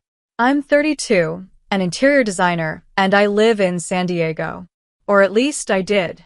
The house I lived in wasn't just any house. It was my sanctuary, a piece of my heart. My late Aunt Clara left it to me. She always said, "This house will be your safe space, Hazel. Cherish it." I did, and for a while it was exactly that, a place of love and warmth. Until everything changed. It started when Ryan, my husband, decided to bring his parents into our home without even asking me. Ryan and I had been married for 6 years, and while our relationship had its ups and downs, I never expected him to disregard me like this. Ryan was 35, a successful tech entrepreneur with big dreams, but his tendency to make decisions without consulting me was always a sore spot. One evening, as I was setting the table for dinner, Ryan casually dropped the news. "Honey," he said, barely looking up from his phone, "Mom and Dad are going to stay with us for a while. They'll be here tomorrow." I froze, the plates trembling in my hands. "What?" "Mom and Dad," he repeated, still scrolling on his phone. "They're moving in for a bit. It's no big deal. Just temporary." No big deal? I couldn't believe what I was hearing. Margaret and Arthur, Ryan's parents, were difficult, to put it kindly. Margaret had a way of making herself at home in places that weren't hers, and Arthur always seemed to look right through me, as if I didn't exist. "Ryan," I said, my voice tight, "this is my house. My aunt's house. You can't just invite them to move in without asking me." He finally looked up, his expression dismissive. "Hazel, they're family. What's the problem? You're overreacting." Overreacting. That word stabbed me like a knife. This wasn't about overreacting, it was about respect, about boundaries. The next day, they arrived. Margaret swept into the house like she owned it, her arms loaded with suitcases. She didn't even bother to greet me properly, just a perfunctory, "Hazel," as she breezed past. Arthur followed, lugging a large bag, his usual stern expression in place. I tried to keep things civil for Sophie, my 3-year-old daughter. She was my light, my reason for everything. But even Sophie wasn't spared Margaret's interference. "Hazel, don't you think Sophie should be eating healthier snacks?" Margaret said one afternoon, eyeing the crackers I'd given my daughter. "She's fine, Margaret," I replied, trying to keep my tone even. "Well," Margaret continued, "in our house, we always made sure our children had proper nutrition." I bit my tongue, but my patience was wearing thin. This wasn't her house, and Sophie was my daughter. Things only got worse from there. Margaret began rearranging my office without asking, moving my carefully organized files and tools to better places. She criticized my parenting, made snide comments about my work, and acted like my opinions didn't matter. Arthur was no better. He rarely spoke to me, but when he did, it was to lecture me on how to support Ryan better. I tried talking to Ryan about it, but he brushed me off every time. "Hazel, they're just trying to help," he'd say, as if I didn't know better. "Can't you just give them a break?" It all came to a head one evening when I found Margaret in Sophie's room. She was going through her dresser, sorting Sophie's clothes into piles. "What are you doing?" I demanded, my voice trembling with anger. "Organizing," Margaret said, not even looking at me. "This room is a mess." "That's enough," I said firmly. "You have no right to go through my daughter's things." Margaret finally looked up, her expression a mixture of annoyance and condescension. "Hazel, don't be so sensitive. I'm just trying to help. This house could use some structure." I was livid. My house? My daughter? My life? How dare she? That night, I confronted Ryan. I told him I couldn't take it anymore. "Either they leave or Sophie and I will," I said, my voice shaking but firm. Ryan stared at me, caught off guard.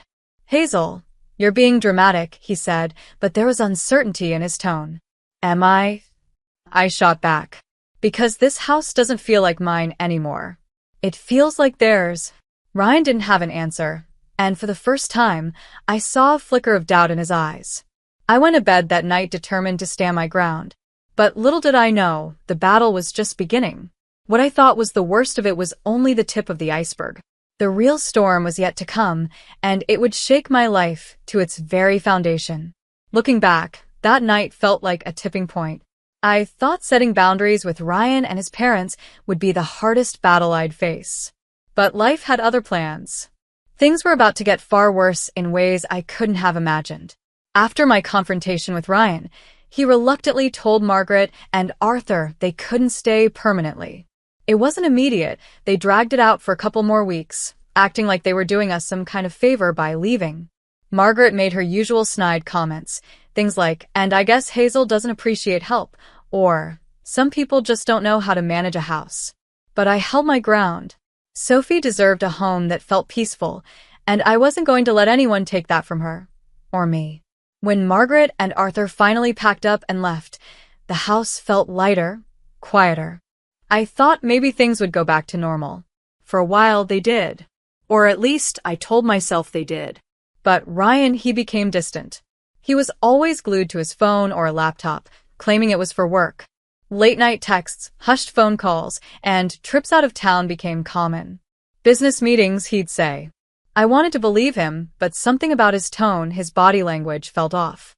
One night, Sophie was fast asleep, and I was cleaning up after dinner. Ryan had left for one of his business trips earlier that morning, and I was alone in the house. As I wiped down the counters, I noticed his tablet sitting on the kitchen table. Normally, I wouldn't have thought twice about it, but something about the way he'd been acting made me pause. I hesitated, staring at the screen. A part of me felt guilty, like I was about to invade his privacy. But another part of me, the part that had been ignored, dismissed, and belittled, told me I needed to know the truth. I picked up the tablet and tapped the screen. It was unlocked. My hands trembled as I opened his email. At first, it was just work-related messages, but then I saw a folder marked Personal. Curiosity and dread twisted in my stomach as I opened it. What I found made my breath catch in my throat. Emails, dozens of them, between Ryan and a woman named Claire.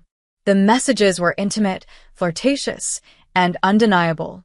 It wasn't just casual. This had been going on for months. I scrolled through, my heart pounding. There were photos, too, selfies of her, some of them taken in hotel rooms. And then there were the messages from Ryan, talking about how much he missed her, how he couldn't wait for their next trip together. I felt like the floor had dropped out from under me. My chest tightened, and tears blurred my vision. How could he do this? To me, to Sophie? I spent the rest of that night sitting at the kitchen table, staring at the emails, trying to process what I'd just discovered.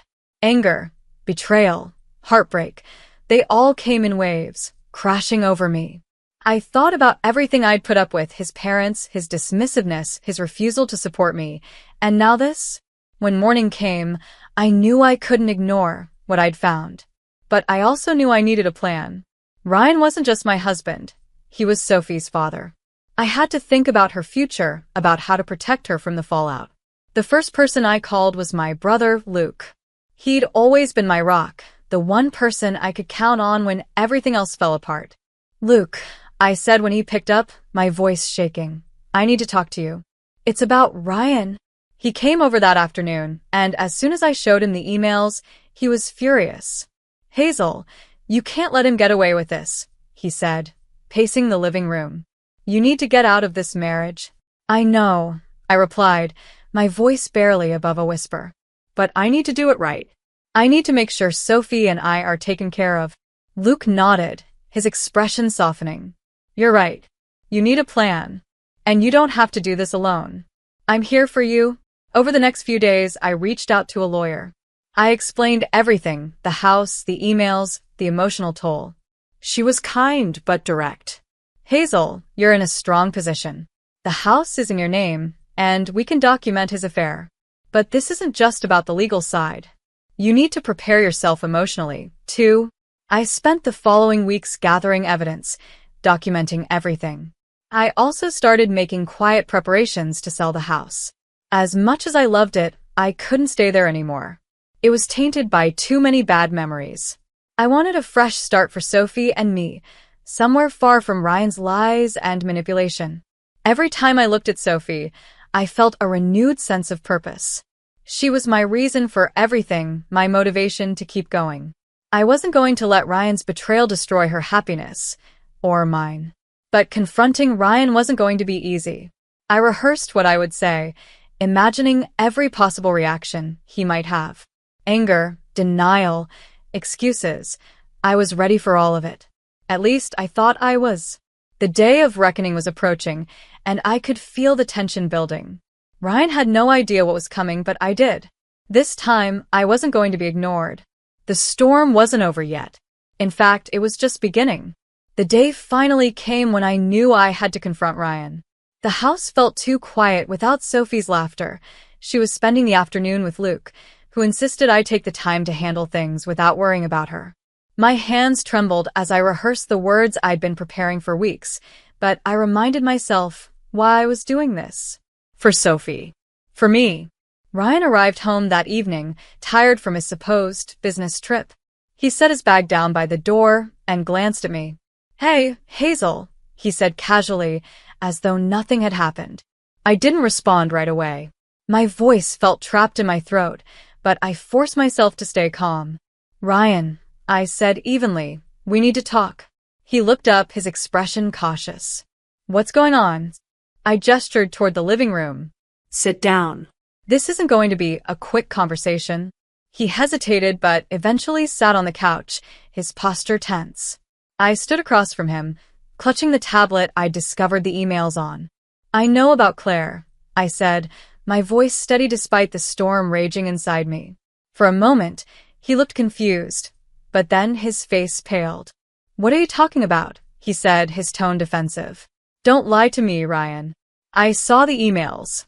I saw everything, the messages, the photos, the trips you took with her while I was here, holding everything together." Ryan's jaw tightened. "Hazel, it's not what you think." "Don't," I interrupted, my voice sharp. "Don't insult me by pretending there's some explanation that makes this okay. You betrayed me, Ryan. You betrayed our family." He stood up, running a hand through his hair. "Look, I made a mistake, okay? But it doesn't have to mean anything. We can work through this." I shook my head, my anger bubbling to the surface. "A mistake? Ryan, this wasn't a one-time thing. This was months of lying, of sneaking around. Do you have any idea how humiliating this is? How much this hurts?" "I didn't mean to hurt you," he said, his voice softening, as if that would fix anything. "But you did," I shot back. "And the worst part? You didn't care. You let me handle everything. Your parents, this house, Sophie. While you were out playing the devoted husband to someone else." Ryan tried to argue, to plead, but I held up my hand to stop him. "Enough, Ryan. I'm done. I've already spoken to a lawyer. I've already started the process of selling the house. Sophie and I are leaving, and there's nothing you can say to change my mind." His eyes widened. "You're selling the house? Hazel, you can't do that. This is our home." "No, Ryan," I said firmly. "This is my home. It was my aunt's, and she left it to me. You lost the right to call it ours the moment you chose to betray me." He stared at me, stunned into silence. For the first time, I saw fear in his eyes. "Hazel, please," he said, his voice almost desperate. "We can fix this. Don't do this to Sophie. Don't break up our family. Don't you dare try to make this about Sophie," I said, my voice rising. "You're the one who broke up this family. You're the one who made these choices. Now you have to live with the consequences." Ryan sat back down, his head in his hands. I stood there, watching him, feeling a strange mix of sadness and liberation. This wasn't the man I thought I'd married. The man I'd loved and built a life with was gone, replaced by someone selfish and unrecognizable. "I'll send you the divorce papers," I said finally, my voice calmer now. "And I'll make sure Sophie is protected. That's all that matters to me." Ryan didn't respond. He just sat there, his shoulders slumped, as I walked out of the room. I didn't feel triumphant or victorious, just drained. But I also felt a sense of clarity, a determination I hadn't felt in years. That night, I called Luke. "It's done," I told him, my voice barely above a whisper. "I'm proud of you," he said. I know how hard that must have been. It was, I admitted. But it's not over yet. There's still so much to do. Luke reassured me that I wasn't alone, and for the first time in a long time, I believed him. I had a long road ahead, but I wasn't afraid. I was ready to fight for the life Sophie and I deserved. The confrontation was only the beginning. The real battle was just getting started. The days following my confrontation with Ryan were a blur of emotions and decisions. I filed for divorce, officially putting an end to the life we had built together. It wasn't easy. There were moments when I doubted myself, when I wondered if I was doing the right thing for Sophie. But every time I looked at her innocent face, I reminded myself that staying in a broken, toxic marriage would hurt her more than anything else. Ryan tried to fight the divorce at first. He begged, he pleaded, and he even tried to guilt me into reconciling. "Hazel, we have a family," he'd say. "Don't throw it all away." But it was already gone. He had thrown it away long before I ever discovered his betrayal. No matter what he said, I couldn't unsee the emails, the photos, the lies. The divorce proceedings were draining. Ryan's lawyer tried to argue for a larger share of the house, but my lawyer was brilliant. She reminded the court that the house was in my name and that Ryan had no claim to it. In the end, I kept the house, but I didn't keep it for long. Selling the house wasn't just a practical decision. It was symbolic. That house had been my sanctuary, but it had also become a prison. Every room was filled with memories I wanted to leave behind. I listed it quietly, and within weeks, I had an offer. As I packed up my belongings, I felt a strange sense of peace.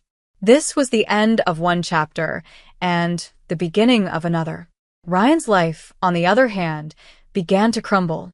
Word of his affair spread through his social and professional circles. He lost the respect of colleagues, and his business took a hit. Margaret and Arthur, once so overbearing and confident, found themselves shunned by their friends. I wasn't proud of their downfall, but I couldn't deny that it felt like justice. One evening, just as I was starting to settle into our new home, Ryan showed up unannounced. I opened the door to find him standing there, looking disheveled and desperate. "Hazel, please," he said, his voice shaking. "I've lost everything. The company, the house, my reputation. I need your help." I stared at him, the man I had once loved, now reduced to this. For a brief moment, I felt pity. But then I remembered the nights I cried myself to sleep, the way he had dismissed me, the betrayal I had endured. "Ryan," I said, my voice steady, "you made your choices. And now you're living with the consequences. I can't help you. I won't." "Hazel, please," he tried again, but I shook my head. "Sophie and I have moved on," I said firmly. "You need to figure out your own path." He left that night, and I didn't look back. Our new home was small but perfect. It was in a quiet neighborhood, with a little garden in the back where Sophie loved to play. I started my own freelance interior design business, pouring my energy into creating beautiful spaces for others while rebuilding my own life. The work was fulfilling, and for the first time in years, I felt like I was in control. Sophie thrived in our new life. Her laughter filled the house, and her curiosity reminded me of everything good in the world. She was my light, my motivation, my reason to keep going. I also reconnected with my family, especially Luke. He was my rock through it all, always reminding me of my strength when I felt weak. "Hazel, you're incredible," he said one evening as we sat on the porch, watching Sophie chase fireflies in the yard. "I hope you know that." I smiled, feeling a warmth I hadn't felt in years. "I'm getting there," I said. Ryan's presence faded from our lives. He tried to stay involved in Sophie's life, but his visits were infrequent and strained. I made it clear that I wouldn't tolerate any more manipulation or lies. My priority was Sophie's happiness, and I wasn't going to let anyone jeopardize that. The final step in my journey was letting go of the anger and pain. It wasn't easy, but I realized that holding on to it would only hurt me. Instead, I focused on gratitude for the lessons I had learned, for the strength I had found, and for the future I was building. One evening, as I was tucking Sophie into bed, she looked up at me and said, "Mommy, I love our new house." I kissed her forehead and whispered, "I do too, sweetheart." As I stood in the doorway, watching her drift off to sleep, I felt a sense of peace I hadn't known in years. This was our life now, a life of love, resilience, and hope. The journey had been painful, but it had also been worth it. I had found myself again, and I was ready to face whatever the future held. For Sophie and me, this was only the beginning. I found someone new. I'm going to live with her, so I'm getting a divorce. You can go back to your parents' house. I don't understand why you're acting this way. I don't need you anymore. If you want, I can leave you with my parents to take care of. Whether you want to be a breadwinner or a housekeeper doesn't matter anymore. Kai couldn't comprehend what was happening. My name is Kai, and I'm a 30-year-old marketing manager. I've spent my whole life working. After finishing university, I joined a big company, and over the course of a decade, I worked hard and earned the qualifications to move up the ladder. Now, I'm a department head at a young age. I'm fortunate to have a boss who always has valuable advice and a team of talented, driven subordinates. I was satisfied with my career, but my personal life, that was a different story. I had a boyfriend once when I was in school, but none after I began working. Worried about being alone, a friend invited me to a dinner, where I met Lucas. He was kind, had a pleasant smile, and seemed very approachable.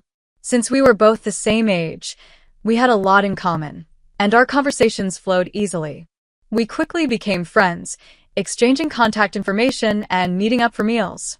After some time, he confessed his feelings for me, and we started dating. Things went well, and eventually he proposed. We got married, and I was so thrilled to marry the man I loved. Soon after, I went to meet his parents. His family welcomed me warmly.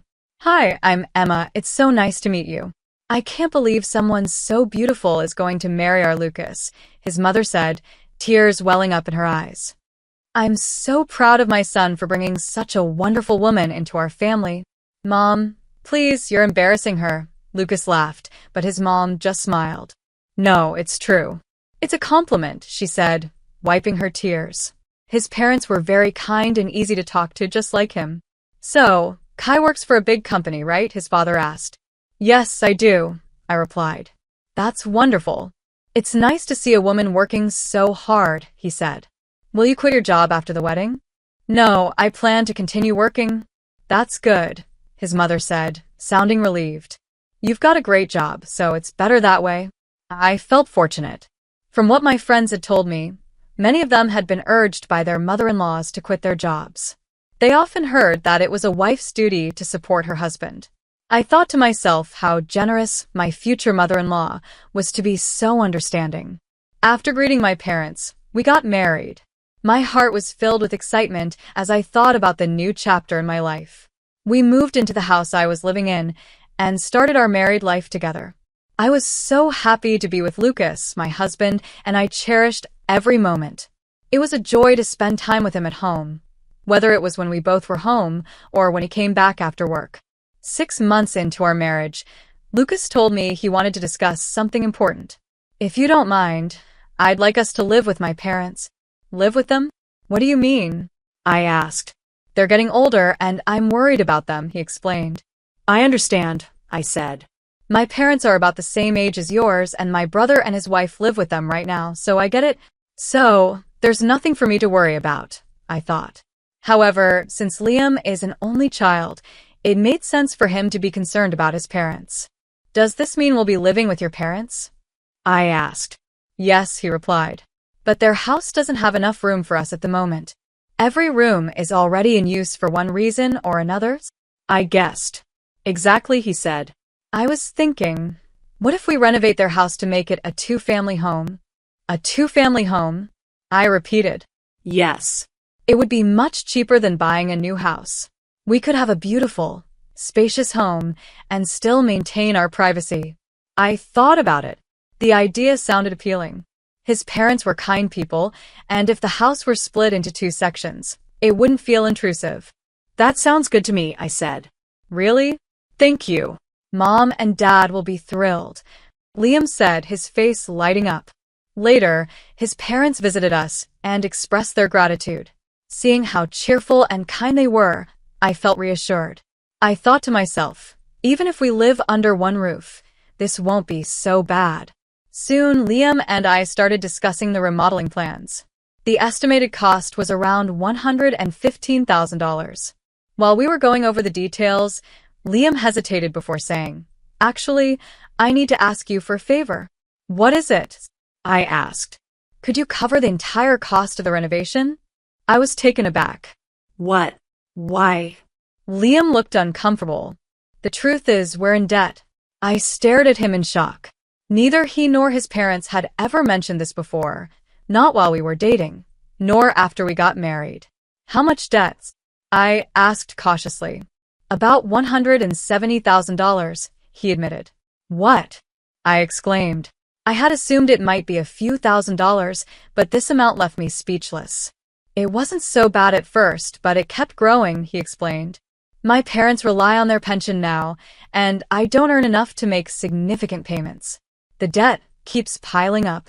I struggled to process the information. How could they keep this from me? "Noelle," he said, using my name softly. "I know this is a lot to ask, but could you help pay off the debt? My parents can't handle it anymore, and I want to take care of them. I also want to protect you. I love you, and my family equally. Please, if you love me, help me through this. I promise I'll pay you back, bit by bit." His words tugged at my heart. I knew Liam loved me, but I also felt trapped.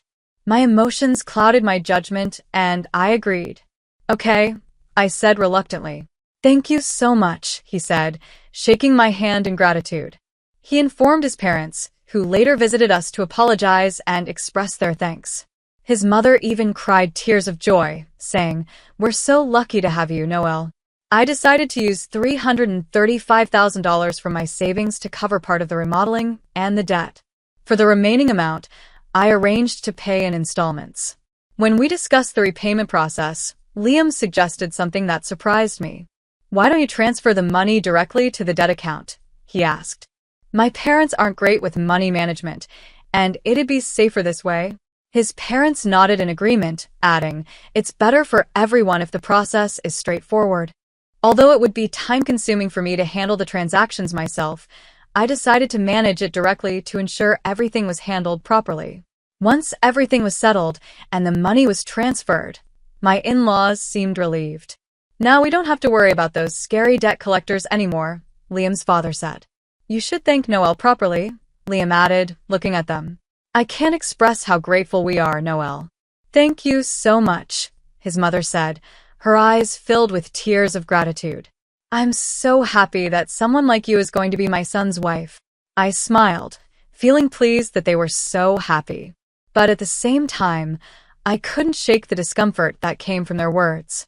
It was as if they were seeing me as nothing more than a solution to their financial problems. Still, I loved Liam and I wanted to support his family. With that in mind, I began making the payments and we continued remodeling the house, turning it into a 2-family home. It was a beautiful and spacious house, and my in-laws were very happy. Liam's eyes lit up when he saw the new house. I, too, enjoyed the new kitchen and loved cooking in it. It felt good to have the remodeling completed. The house was more convenient, and the shorter commute allowed me to have more free time, which I decided to use wisely by studying in my spare moments. I spent the following year working hard to pay off the debt. However, there was one thing that bothered me deeply. Liam had not contributed a single cent toward the debt repayment. When I first heard about the debt, Liam had promised that he would help. Yet, there was no sign of him paying anything from his salary. Every time I asked about it, he insisted that his salary was not enough to make a difference. Curious about how much he earned, I asked him for his pay stubs, but he refused to show them to me. I had no idea how much money he made, but I knew he needed to contribute if we were going to pay off the debt together.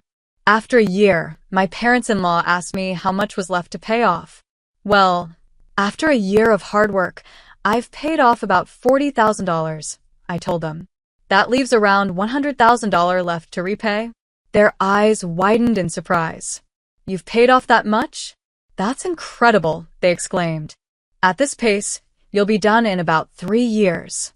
I felt proud of the progress we had made, and my parents-in-law were genuinely moved, crying tears of happiness. However, a few days later, something unexpected happened. I had to work overtime that evening and informed Liam that I would be home late. But as things went surprisingly smoothly at work, I managed to leave on time and hurried home to prepare dinner for Liam. When I opened the front door, I saw my in-laws' shoes near the entrance. Why are they here? I wondered, thinking they must have had something important to discuss. As I walked toward the living room, I overheard my in-laws and Liam talking. You really made a great choice marrying her, didn't you, William? His father said. I can't believe you landed a woman with so much money. Yeah, she works for a big company, doesn't she? Liam's mother chimed in. I was careful at first, but I think you really hit the jackpot with her. You should be more grateful, his father continued. Liam laughed. She's doing all the heavy lifting with the money. I'm going to throw her away once she's paid off the debt. My heart sank. I stood frozen in shock, unable to move from the door. After a long moment, I finally managed to slam the door and lock it. I'm home, I said, my voice shaking with disbelief. When I walked into the living room, my parents-in-law and Liam greeted me with smiles. Noel, welcome home. Good job. Good job, his father said enthusiastically. Well then, let's go back to our room. Let's have dinner together soon, his mother added with a smile. I was afraid of those gentle smiles. I had just overheard their conversation, and now they were pretending to be the loving, grateful parents. And Liam, with his smile, was no different. He was acting like the perfect husband, but I couldn't shake the shock I felt from their words. It was as if all my efforts to pay off their debt meant nothing. Didn't you say you had to work late today? Liam asked, seemingly unaware of my inner turmoil. Yes, I had to stay longer than expected. But I decided to hurry home and cook dinner for us, I replied, trying to maintain my composure. I worked hard to act calm until dinner, not wanting Liam to realize I knew what had been said. But once he went to take a bath, I couldn't hold back any longer. I stayed in my room and cried. I cried harder than I ever had before, a mixture of anger, betrayal, and hurt. The tears were painful, but they gave me the clarity I needed. I knew what I had to do. I would prepare for the divorce. For the next 3 months, I pretended to be happy and kept up the facade. I even told Liam that I had paid off his parents' debt.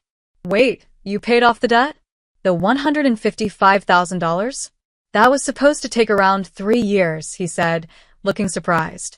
Actually, I have quite a bit of savings, I explained calmly. I was afraid to pay it all at once, so I started taking a bit from my salary and savings. But we were already under $105,000, so I decided it was better to pay it off in one go. I see. Liam responded, but I could tell he was eager to see the results. I asked, do you mind if I show you my bank book? I handed him the bank book, and his face lit up. Wow, Noel, you really did it. $95,000 paid in full, he said, barely containing his excitement. I know, right? My parents are going to love this, he continued, his voice feigning gratitude, but I could see through the act. Soon after, my parents-in-law came to thank me, all smiles and gratitude. Noel, thank you so much. You're like a god to us, his mother said, tears streaming down her face. I'm so glad you married William. If I hadn't already known what they were really like, I might have been happy to receive their thanks. But I wasn't fooled anymore. I had seen through them, and I knew I had to carry out my plan. A few days later, Liam called me to talk. His expression was serious, and I could tell something was coming. I'm sorry, Noel, but you have to leave me, Liam said, his voice strangely cold. What? What do you mean? I acted surprised, though I already had an idea of where this was going. I have a new girlfriend. I'm going to live with her, so I'm divorcing you, he said bluntly. You'll have to go live with my parents. I was taken aback by his directness. I had suspected this moment would come once he paid off his debts, but I never expected him to be so upfront about his infidelity. Wait, I don't understand. You want me to go live with your parents after you leave me? I asked, genuinely confused. Liam's mood shifted. You don't understand at all, do you? I don't need you anymore. I can keep you here, but you'll have to be a breadwinner or a housekeeper. It's your choice. Just then, the front door opened and my in-laws walked in. William, did you finally tell her? His father asked. Yeah, I told her, Liam replied, as if nothing had changed. I stood there, stunned. What do you mean, come to her house? What's going on? My in-laws smiled as they spoke. If you do the chores for us, you can stay in our house. But of course, we'll charge you rent. They all laughed. I felt a rush of anger, but kept my composure. No, that's not going to work anymore. You all need to leave. They froze, eyes widening. What do you mean? My mother-in-law asked, her voice suddenly faltering. Don't you remember? I paid for the renovations. I changed the name of the house to mine, I said, my voice steady. That means I have the rights to this house. I decide who stays and who goes. The color drained from my in-laws' faces as they realized what I was saying. They had completely forgotten about the title change, and now they were facing the consequences. I'm sorry, but you can't live here anymore, I said, the words coming out with finality. Once we get divorced, we'll be strangers. My in-laws' faces turned pale, realizing the gravity of the situation. But my husband, unwilling to be outdone by me, shot back, but you took over our debt and paid it in full. You're the one who's losing money. If we had no debt, we could at least afford a new place to live. That's true, I said, trying to keep my voice calm, but I didn't pay off the rest of the $95,000 debt. What? No, he exclaimed, looking confused. But I saw the money missing from your bank book. That was from a separate account I created and moved funds around in, I explained. The debt hasn't changed. It's still the same $95,000. I just haven't had the collections come in yet because I've been making large payments continuously. But I think it's time for them to come. So, you'll be responsible for paying the rest. My husband and in-laws went silent, staring at me. Then, I added with a firm tone, William, you told me you were having an affair. You should pay the alimony, and I'll be charging your partner for it, too. He looked panicked. Oh no. She went out with me because of the house and my money. If they charge me alimony, she'll dump me. I don't care about any of that. I could see the desperation in his eyes. No, please don't leave us, he begged. I looked at him coldly. I have nothing to do with you people anymore, no matter what you say.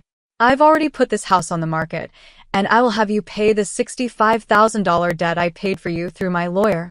The in-laws froze, stunned by the sudden loss of everything they had. I then demanded a divorce and alimony from my husband through my lawyer. I also demanded alimony from his affair partner. From my in-laws, I asked for $65,000 in repayment for what I had paid on their behalf. The house, which had been renovated, sold for about $205,000. It was in a prime location, and a family looking for a duplex bought it at a good price. This meant I received $165,000 after covering the $65,000 I owed and the $105,000 renovation cost. So, I had paid $165,000 but ended up gaining $45,000 from the sale. On top of that, I would receive alimony from my ex-husband and his affair partner, which was a great outcome. I was also able to secure a small payment of $65,000 from my former in-laws. In the end, I was the biggest beneficiary of this entire situation. My former in-laws were left with nothing, back in debt, and losing their house. To be honest, I believed they deserved it. They had deceived and taken advantage of me, and people like that should face the consequences. I've learned to be more cautious and trust my instincts. Looking back on this experience, I realized that I need to develop a sharper eye for people moving forward. I will continue saving and investing so I can live a comfortable, luxurious life in my old age. And most importantly, I want to create many happy memories with people I can truly trust. I created the auto-drive software that turned our company into a multi-million-dollar empire. But in a single meeting, My father announced my stepsister, a woman with a fake degree and zero experience, as the new CEO. She deserves it more than you, he said. I laughed in their faces and walked away.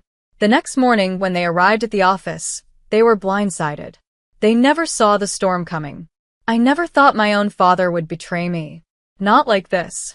For years, I had dedicated myself to something I truly believed in, an autonomous vehicle system that could change the world. A self-driving technology designed not just for convenience, but for real safety. No more distracted driving, no more reckless accidents, no more human error causing senseless deaths. It wasn't just another tech project to me. It was my life's work. I had spent 7 years refining algorithms, testing prototypes, and running simulations over and over until they were perfect. It meant countless sleepless nights, living off caffeine and sheer determination. I had sacrificed relationships, vacations, weekends, everything, to build something that I knew would make a difference. And then, in a single moment, my father, Richard Walker, the man I once looked up to more than anyone else in the world, tried to take it all away. The signs had been there for a while, but I had ignored them. At first, it was small things. My access to key project files was suddenly restricted due to company security policies. Meetings about the future of the project happened without me, even though I was the one who built it. My role as lead developer was gradually diminished, my input ignored, and my authority undermined. I tried to convince myself it was just restructuring. Maybe my father wanted more oversight. Maybe he wanted to involve new perspectives. Then Lily arrived. Lily, my 26-year-old stepsister, the golden child of my father's second marriage. She had no background in engineering, software development, or AI technology, but that didn't stop her from walking into Walker Autotech as if she had earned her place there. She had a business degree from some sketchy, unaccredited online university, but my father acted like she was a prodigy. She understands business, he told me one evening when I confronted him about her sudden involvement in the project. She knows how to market innovation, how to turn ideas into profits. That's where you struggle, Jennifer. You think like an engineer, but she thinks like a CEO. I wanted to laugh. She had never even worked in a tech firm before. She had no real-world experience managing anything. And yet, somehow, she was supposed to understand my project better than I did? At first, I tried to work with her. I explained the system, walked her through the testing phases, showed her the core mechanics that made our AI-driven software unique. I hoped that if she actually learned, maybe we could work together. But she didn't want to learn. She wanted control. Every time I brought up the technical aspects of the system, she dismissed them. "This is all too complicated," she said in one meeting, rolling her eyes. "You need to find a way to explain this in simple terms, Jennifer. Investors don't care about the details." I stared at her. The details were everything. Without the details, our technology was just another useless gimmick. That was the moment I realized that Lily didn't care about innovation. She cared about taking credit for something she didn't understand. The final blow came during an all-hands meeting. I sat in silence as my father introduced Lily as the new head of strategic development for the autonomous vehicle project, my project. I turned to him, expecting some kind of explanation. Instead, he said, "Lily will be taking a more hands-on approach from now on. You'll still be involved, of course." Still be involved? I was being replaced. After the meeting, I confronted him in his office. "Dad, what is this?" I demanded. "Lily doesn't even understand how our system works." He sighed, as if I was the unreasonable one. "She doesn't need to understand the technical details, Jennifer. That's what we have engineers for." I couldn't believe what I was hearing. "I am the engineer, Dad. I built this." He gave me a patient smile, the kind that made me feel like a child. "And no one is saying you didn't. But Jennifer, you're not a businesswoman. You don't know how to commercialize this. Lily does. She has the business mind you lack." I wanted to scream. I had spent years developing this technology, making sure it was safe, efficient, and groundbreaking. And now, because of his wife's influence, he was handing everything over to Lily, who had done nothing to earn it. But I didn't argue further. I had already seen this coming. Months earlier, I had sensed something was wrong. My father had started restricting my access, excluding me from meetings, downplaying my role in front of clients and investors. I had spoken to Emma Collins, my best friend and an intellectual property lawyer, and she had given me one piece of advice. Document everything. File your own patent. Protect yourself. So I did. Every late-night test run, every algorithm tweak I had made on my personal time, every breakthrough that wasn't funded by Walker Autotech, I kept records. I made sure I had proof that the core innovation was mine. I didn't tell my father. I didn't tell Lily. I played along, waiting for the moment they made their move. And that moment came one evening, when my phone rang. It was my father. Jennifer, I need to inform you that Walker Autotech is officially transferring all rights to the autonomous vehicle project to Lily. She'll be handling everything moving forward. For a moment, I couldn't even speak. It felt like someone had knocked the air out of me. You can't do that, I said finally, gripping my phone so tightly my knuckles turned white. His voice was calm. Too calm. Of course I can. Walker Autotech funded this research. It belongs to the company. And as CEO, I decide who runs it. I could picture him in his office, sitting behind his massive desk, convinced that I had no choice but to accept his decision. I swallowed the rage burning inside me and forced myself to stay calm. Well, I said, my voice steady, I hope Lily enjoys trying to commercialize something she doesn't understand. There was a pause. He had expected me to fight, to beg, to plead. My composure threw him off balance. That's all, he said stiffly. I'll have legal send over the transfer papers. Good luck with that, I replied and hung up. The moment the call ended, I sent a quick text to Emma. He did it, just like we predicted. She responded instantly. We're ready. I took a deep breath and pulled out a folder from my desk labeled Project Shield, my insurance policy. It contained everything.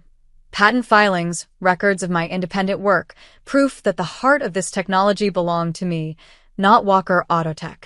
My father thought he had won. He had no idea what was coming. I sat in my office, staring at the folder in front of me. Project Shield. Months of careful planning, of documenting every piece of my research, of preparing for this very moment. My father thought he had won. He thought I'd just accept it, that I'd let Lily, someone who had never written a single line of code, take credit for something she couldn't even begin to understand. He had no idea what was coming. I grabbed my phone and called Emma. She answered on the first ring. I assume he made it official? Yeah, I said, leaning back in my chair. He called me himself. Told me Walker Autotech was transferring everything to Lily. Emma let out a short laugh. He really thinks he owns it? He thinks whatever the company funds belongs to him, I said, shaking my head. But I was careful. All my key breakthroughs? My own time, my own equipment. I logged everything. Then we move forward, she said. I'll file the challenge first thing tomorrow. The moment they try to submit that transfer, the USPTO will flag it. We'll have a full investigation on our hands. I exhaled slowly. This was really happening. What do I do now? I asked, even though I already knew the answer. You wait. And when they realize what's happened, you don't give them anything. No reaction. Let them sweat. I smiled. I liked that plan. The next morning I got to the office as usual. Acted normal.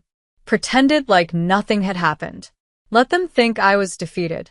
And then I watched as everything started to fall apart for them.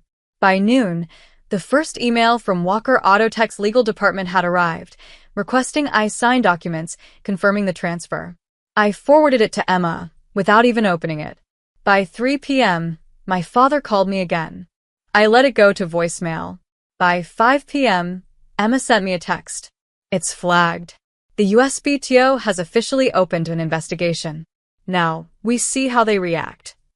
I knew exactly how my father would react. Badly. The next morning, I walked into the office and saw Lily pacing in the hallway, phone pressed to her ear, looking flustered. She spotted me immediately and rushed over. Jennifer, we need to talk. I stopped walking, raised an eyebrow. Do we? You're making this difficult, she snapped. We need you to sign off on the patent transfer so we can move forward with launching. I almost laughed. She actually thought I was going to help her steal my work. Lily, I said, my voice calm. Why don't you explain to me, right here, what the core algorithm of the system does? She blinked. What? The core algorithm, I repeated. The one that makes the system actually work. Since you're taking over, you should be able to explain it, right? Her face turned red. That's not my job. I focus on business strategy. I said, nodding. So, you don't actually understand what you're trying to take over. She clenched her jaw. You're being ridiculous. Just sign the papers. I smiled. Good luck with that. I walked away, leaving her standing there, fuming. By noon, my father was at my office door. He didn't even knock, just walked in and shut the door behind him. His face was tight with frustration. Jennifer, what the hell are you doing? I sat back in my chair, crossed my arms. I don't know what you mean. You know exactly what I mean, he snapped. The USPTO flagged the patent transfer. They're saying the technology is already under an independent patent. Yours. I shrugged. That's interesting. His eyes narrowed. You knew this was coming. I didn't say anything. He ran a hand through his hair, exhaling sharply. Do you have any idea what you're doing? You're jeopardizing the future of this company. No, Dad. I'm protecting my work. His face hardened.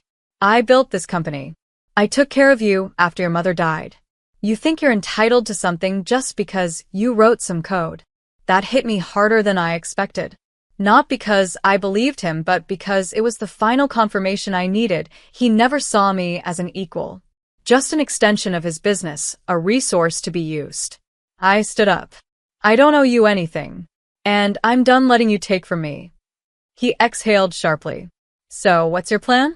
You think you can take down Walker Autotech? I tilted my head. I don't have to take down anything. I just have to make sure you don't get to take credit for what's mine. His jaw clenched. You're making a mistake. I met his eyes. No, you did. The day you decided to put someone else's ambition above my work. He stared at me for a long moment. Then he straightened, smoothing out his tie. You're going to regret this. I didn't flinch. We'll see. He stormed out of my office, slamming the door behind him. I sank back into my chair, my heart pounding. Emma had been right. Let them sweat. By the next morning, things had escalated even more. Emails were flying, meetings were happening behind closed doors. I walked past my father's office and saw Walker Autotech's legal team huddled together, whispering. Then, at lunchtime, my phone buzzed.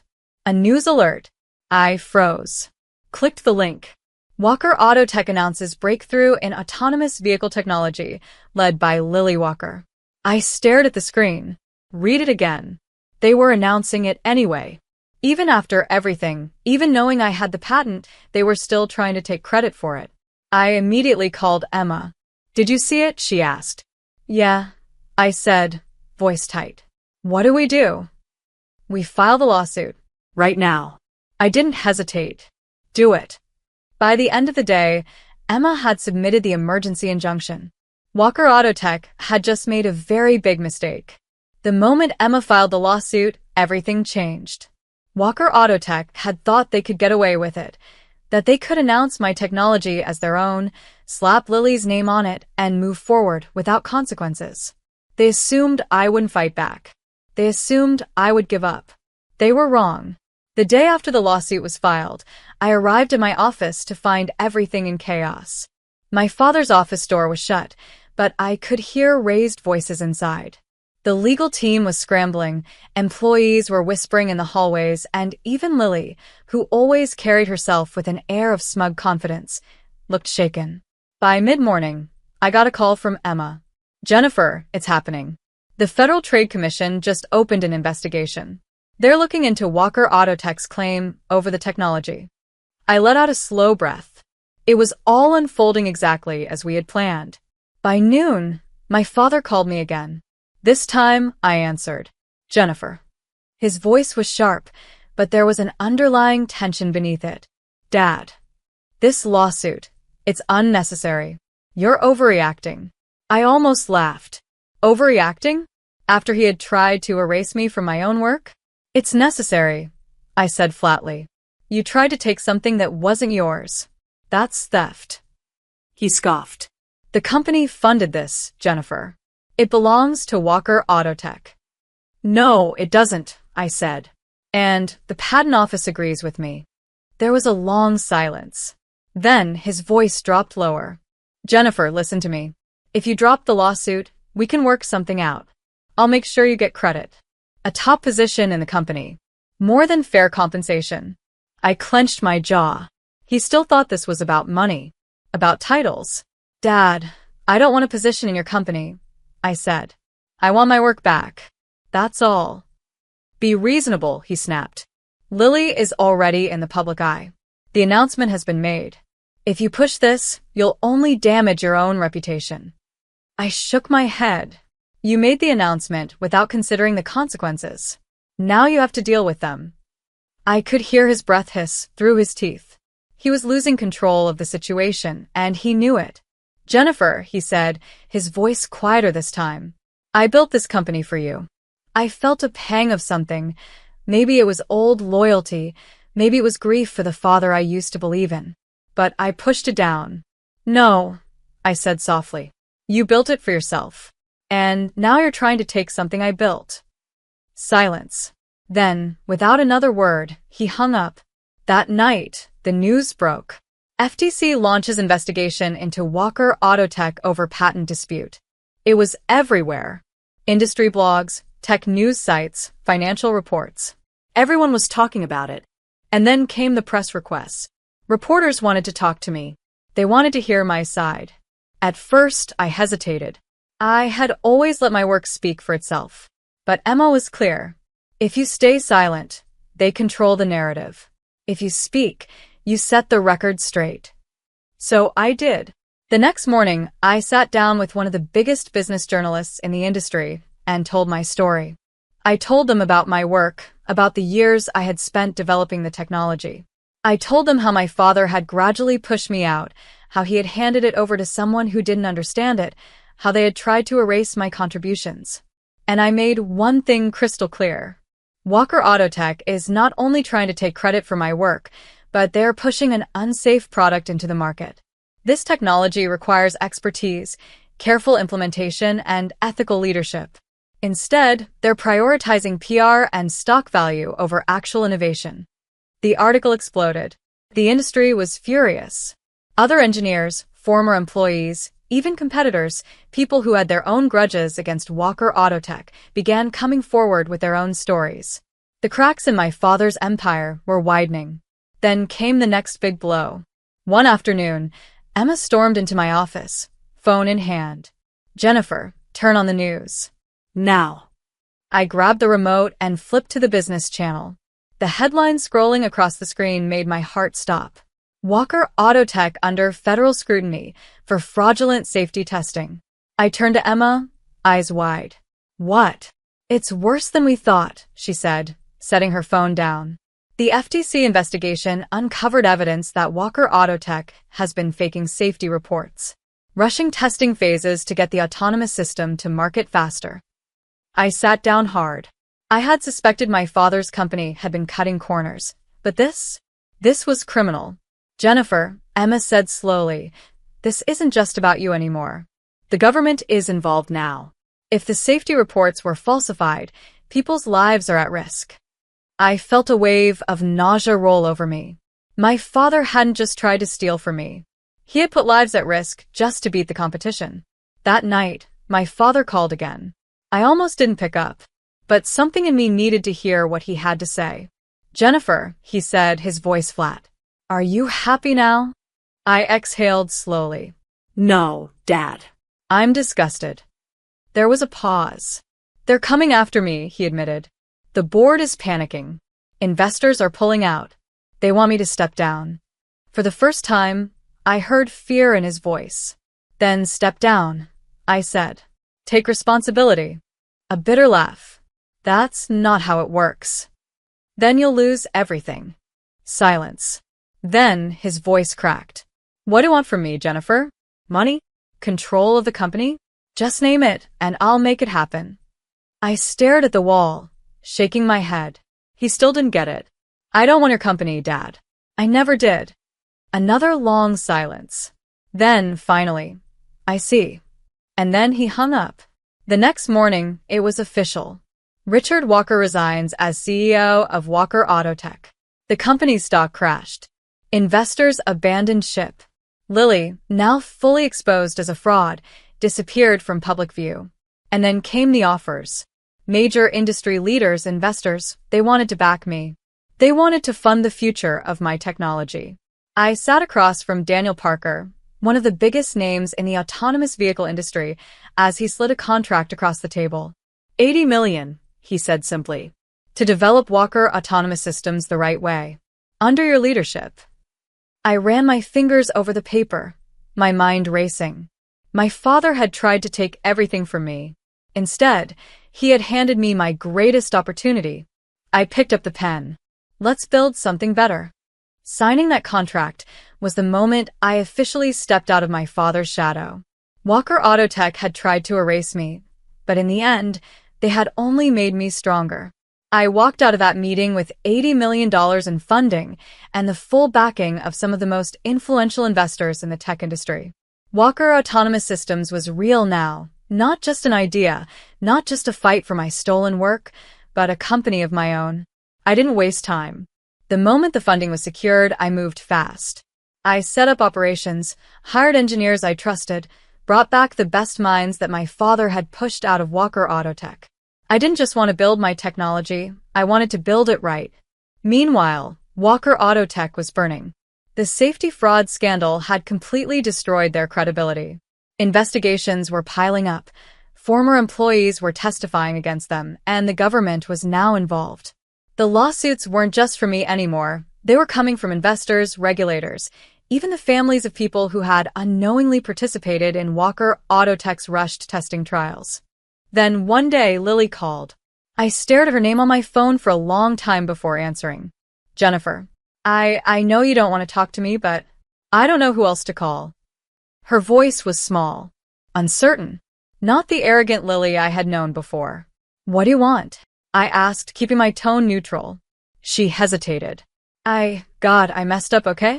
I let Mom push me into something I wasn't ready for. I thought I could handle it, I thought Dad would protect me. But her voice broke. Everyone's turning on me. The media, the board, even Mom. She's acting like she had nothing to do with any of this. Of course she was. Sophia had gotten exactly what she wanted, her daughter at the top, at least for a moment. But the second things fell apart, she must have abandoned Lily to clean up the mess herself. You did this to yourself, I said bluntly. You let them use you, and you let them steal from me. I know, she whispered. I know, but I want to fix it. I sighed, rubbing my temples. And how exactly do you plan to do that? There was a long silence. Then she said, I want to learn, really learn.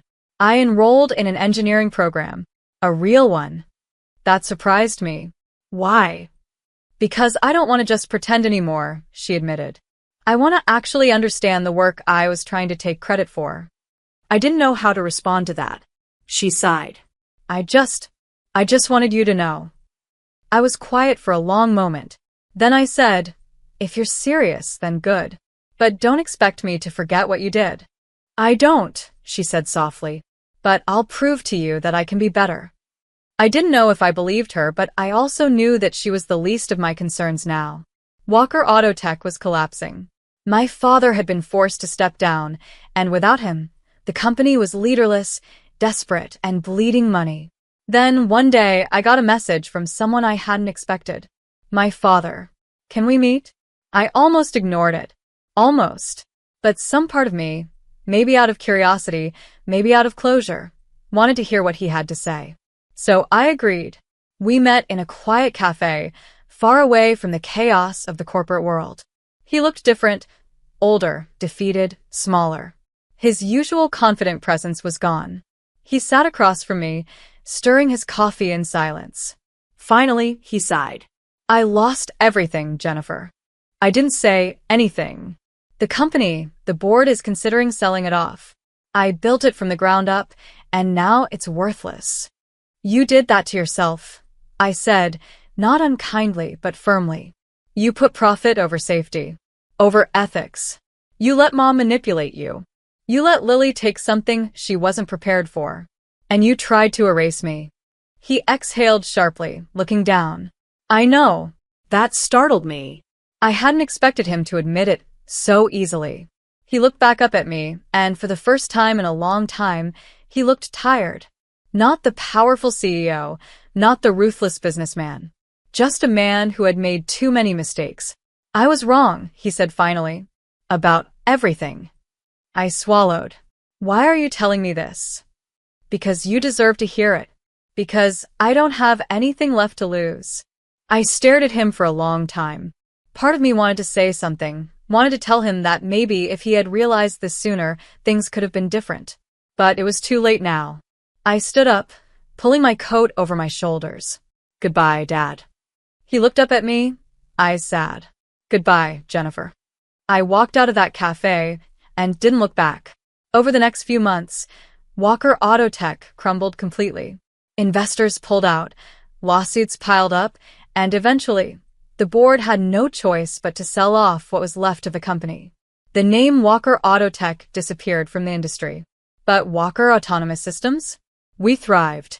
The first prototypes of my self-driving technology hit the market under my leadership. We did it the right way. No shortcuts, no faked tests, no rushing to be competitors. Just real, solid engineering that was built to change the world. And it did. The industry recognized it. Governments wanted partnerships. Investors flooded in. And for the first time in a long time, I wasn't fighting to prove my worth. I had already won. One evening, after a long day at work, I received a package in the mail. No return address. Just my name on the front. I opened it to find a notebook. I froze. It was my mother's old engineering journal, the one she used when she first started in the industry. I flipped through the pages, running my fingers over her notes, her calculations. On the first page, in faded ink, was a message she had written long ago.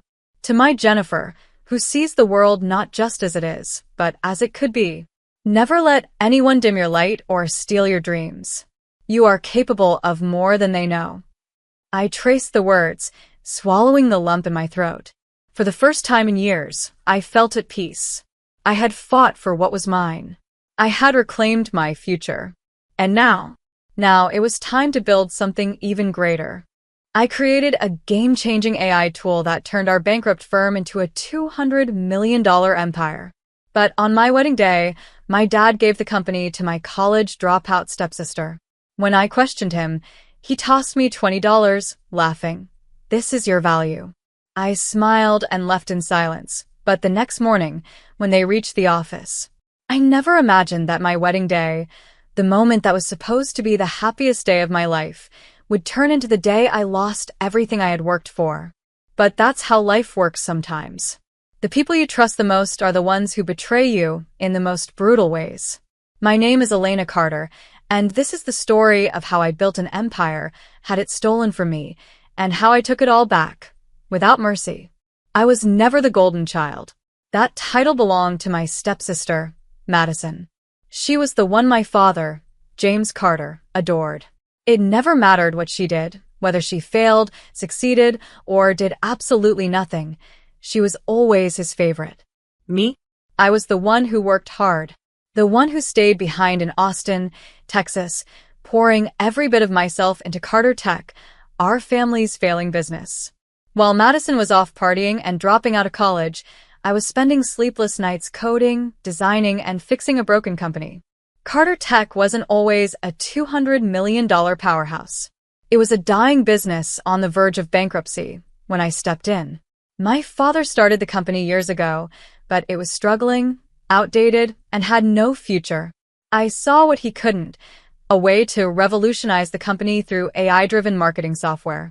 I spent years developing an AI-powered marketing tool, one that could analyze consumer behavior, optimize campaigns, and help businesses boost their sales like never before.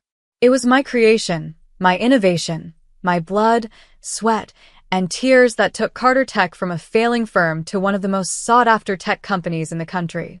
And where was Madison during all of this? She was nowhere. She had no interest in the company. She was too busy spending my father's money, hopping from one failed idea to the next. But despite her zero contributions, James still treated her like royalty. I should have seen the betrayal coming. I should have known better.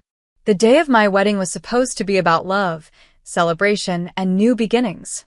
It was supposed to be the one day where I wasn't thinking about work, about Carter Tech, about fighting for recognition.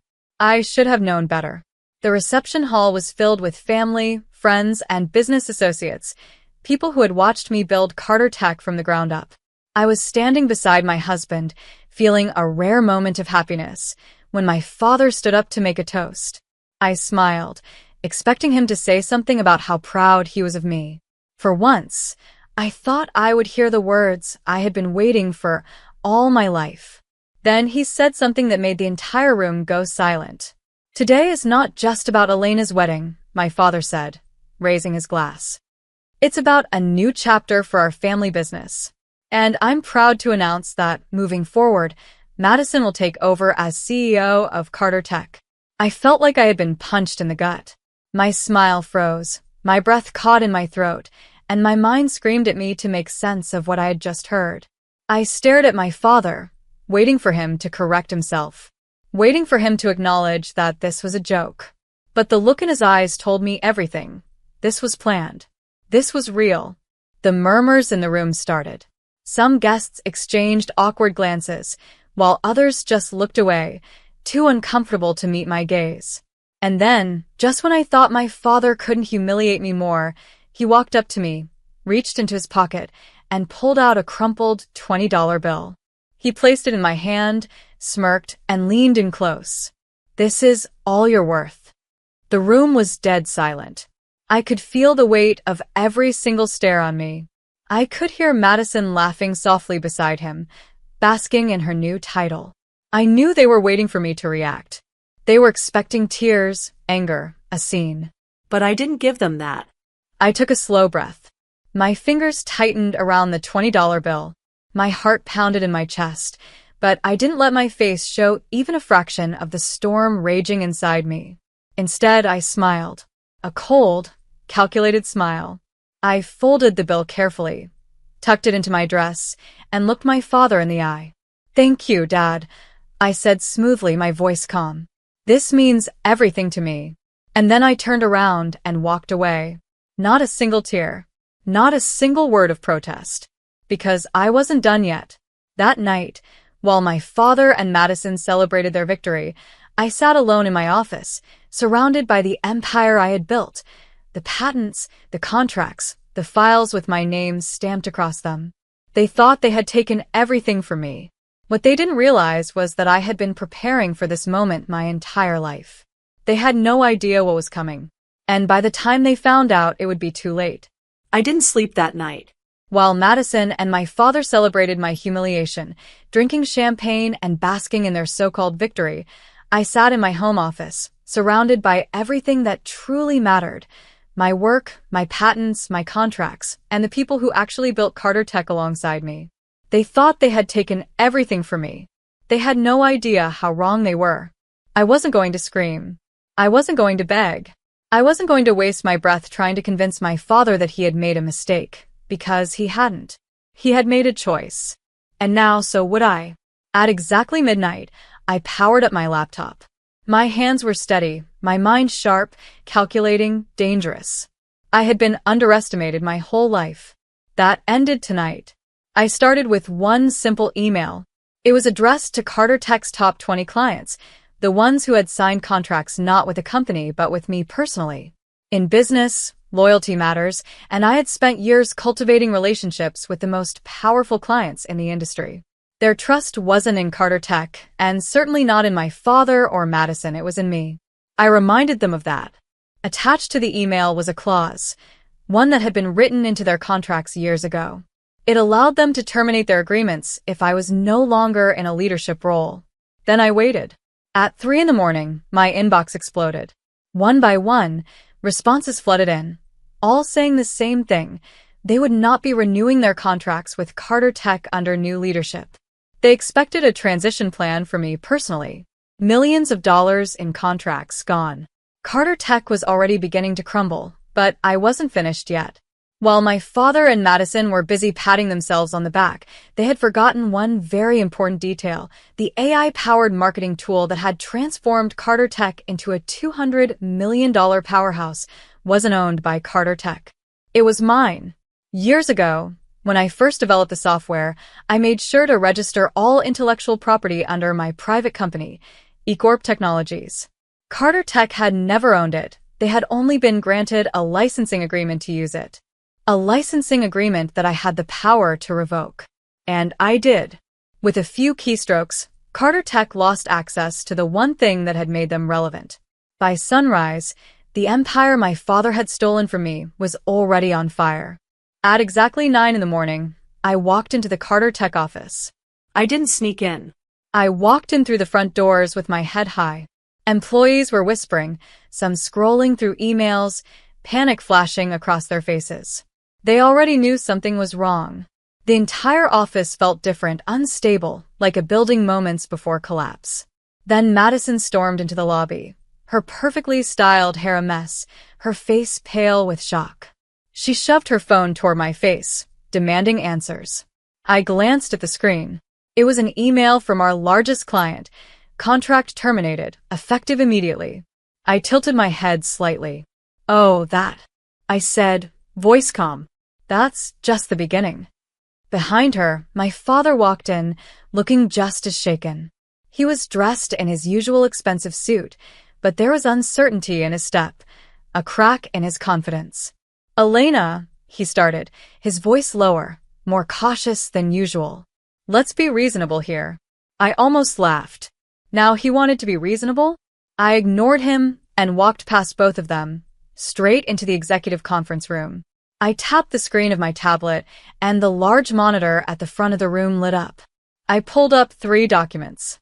The first was my official resignation letter, effective immediately, stating that I was no longer affiliated with Carter Tech. The second was a file of termination clauses signed by our top clients, showing they were walking away from the company because I was gone. The third was the legal ownership papers proving that the AI software, the very foundation of the company, was mine, and their license had just expired. I turned to face them. You wanted me out, I said smoothly, watching the color drain from their faces. Congratulations. You got your wish. My father looked at the documents, his hands shaking slightly. His voice was lower now, almost pleading. We can fix this, Selena. Let's talk. Talk. I repeated, raising an eyebrow. Like you talked to me at my wedding? When you handed me $20 and told me that's all I was worth. Madison's smirk was long gone. She whispered, You did this on purpose. You planned this. I met her furious gaze with an icy calm. No, Madison. I spent 10 years building this company, and you and Dad took it from me in one night. I leaned forward, locking eyes with her. I just took it back.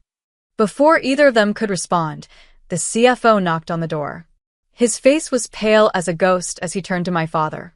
James, we have a serious problem. Our investors are pulling out. Employees are resigning. And without Elena's software, we have nothing. A heavy, suffocating silence filled the room. My father, the man who once smirked and told me I was worthless, was now watching everything he owned burn to the ground. Madison, the so-called CEO, was frozen in place, realizing that without me, she was nothing but a title with no power. I grabbed my purse, straightened my jacket, and walked toward the door. Right before I stepped out, I turned back to look at them one last time. I reached into my pocket, pulled out the crumpled $20 bill my father had given me at my wedding, and held it up. By the way, I said, voice dripping with amusement, I won't be needing this. Then I dropped it on the table, turned around, and walked out. I never looked back. When I walked out of Carter Tech that morning, I knew I was never coming back. I had burned it all down, my father's arrogance, Madison's delusions, the entire empire they thought they had stolen from me. They had no idea how much damage had already been done, but they were about to find out. The real storm was just beginning. By noon, the news had spread like wildfire. The business world was buzzing with shock as reports flooded in. Carter Tech loses its top clients overnight. Company in crisis. CEO shakeup leads to mass employee resignations. Exclusive. Carter Tech's AI software ownership dispute. What happens now? The media ate it up. Investors panicked. Employees scrambled to figure out their next moves. Stock values plummeted. And my father? He was drowning. At 1 p.m., my phone buzzed. James Carter. I let it ring. Then came Madison. I let that one ring too. I had nothing left to say to them, but I wasn't done watching them fall. By 3 p.m., I was sitting in my new office, a sleek, glass-walled space in the heart of downtown Austin. It was smaller than Carter Tech's, but it was mine. eCorp Technologies was officially launched, and my core team, the developers, engineers, and top executives who had followed me, were already setting up operations. I sipped my coffee as I watched Carter Tech's stock crash in real time. It was almost poetic. Then, at 4 p.m., the moment I had been waiting for arrived. A live press conference. James Carter stood at the podium, his usual confident smirk replaced with tight lips and tired eyes. Madison stood beside him, pale and shaken. The cameras flashed. Reporters shouted, "Mr. Carter, is it true that Carter Tech has lost 80% of its major clients overnight? What is your response to reports that your former executive, Elena Carter, now owns all of the AI software rights? Is Carter Tech going bankrupt?" James cleared his throat, forcing a weak smile. "There have been some recent challenges, but Carter Tech remains strong. We are working on solutions." "Are you in talks with Elena Carter to restore the company?" someone asked, and James visibly flinched at my name. That was all I needed to see. They had lost. Later that evening, I received a text. From Madison. "Elena, meet me. Please. Just one conversation." I stared at the message. I almost laughed. For years, Madison had treated me like I was nothing. She had stood next to my father as he ripped my success away from me. She had laughed at my humiliation on my wedding day. And now? Now she was begging. I decided to meet her, not because I cared about what she had to say, but because I wanted to see it for myself. We met at a quiet restaurant, someplace she had picked, probably hoping no one would see her. When she walked in, she didn't look like the confident, arrogant woman who had taken the CEO title from me. She looked defeated. Her usual expensive designer dress was replaced with something simple. Her makeup was lighter. Her voice was softer. I let her sit first. I took my time before speaking. "So," I said finally, leaning back in my chair. "What do you want?" She hesitated, stirring her drink like she was searching for words. "I didn't know," she finally said. "I had no idea about the contracts, about the software, about any of it." I raised an eyebrow. And she looked up at me, her blue eyes filled with something I had never seen before. Fear. "Carter Tech is falling apart, Elena." Her voice cracked. He's losing everything. Investors are pulling out. We don't have the AI software and we don't know how to replace it. We're drowning." I tilted my head, feigning curiosity. And she swallowed hard. "We need you to come back." Silence. Then, I let out a soft, quiet laugh. Madison's face twisted in desperation. "I know we messed up. I know what Dad did was awful, but please, Elena, you can fix this. You can save us." I tapped my fingers on the table. "Let me ask you something, Madison," I said. "On my wedding day, when Dad handed you everything I built and gave me $20, did you feel bad?" She flinched.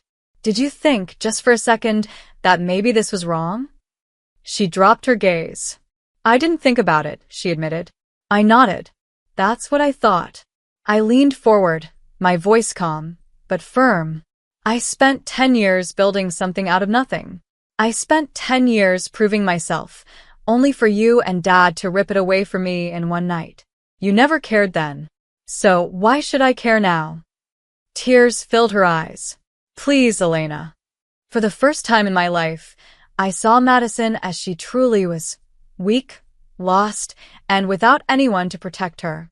And for the first time, I didn't feel anger. I didn't feel satisfaction. I just felt nothing. I stood up, grabbing my purse. "You wanted to be CEO?" I said, then figured out. Then, without another word, I walked out. Over the next 2 weeks, Carter Tech completely unraveled. Investors backed out one by one. Employees resigned in waves. The software replacement failed miserably, and clients refused to return. Then, the final blow: the board of directors held a vote. James Carter was removed as chairman. Madison was forced to resign. Carter Tech officially declared bankruptcy shortly after. Meanwhile, eCorp Technologies soared. In less than 3 months, I had tripled my company's valuation, signed multi-million-dollar contracts, and expanded into new markets. I didn't just win. I dominated. And my father, Madison, they were nothing more than a footnote in a business world that no longer had space for them.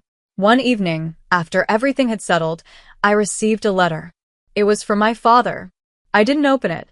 I placed it in the same drawer as the crumpled $20 bill he had given me that night.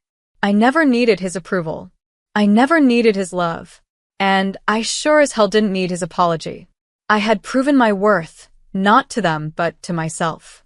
Because in the end, success was the only revenge I ever needed. In the months that followed, life changed in ways I never could have imagined.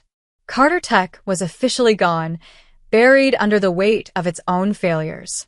My father, James Carter, had lost everything: his company, his reputation, his influence. Madison had faded into obscurity, her brief moment of power vanishing just as quickly as it had come. And me?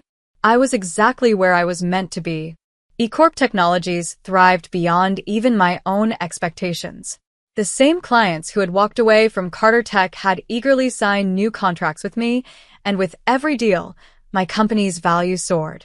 What had taken Carter Tech a decade to achieve, I had built in mere months. Investors lined up to work with me, offering resources and partnerships I had never been given under my father's rule. The very people who once ignored my contributions now sought me out as a leader, and for the first time in my life, I wasn't fighting for recognition. I had already won.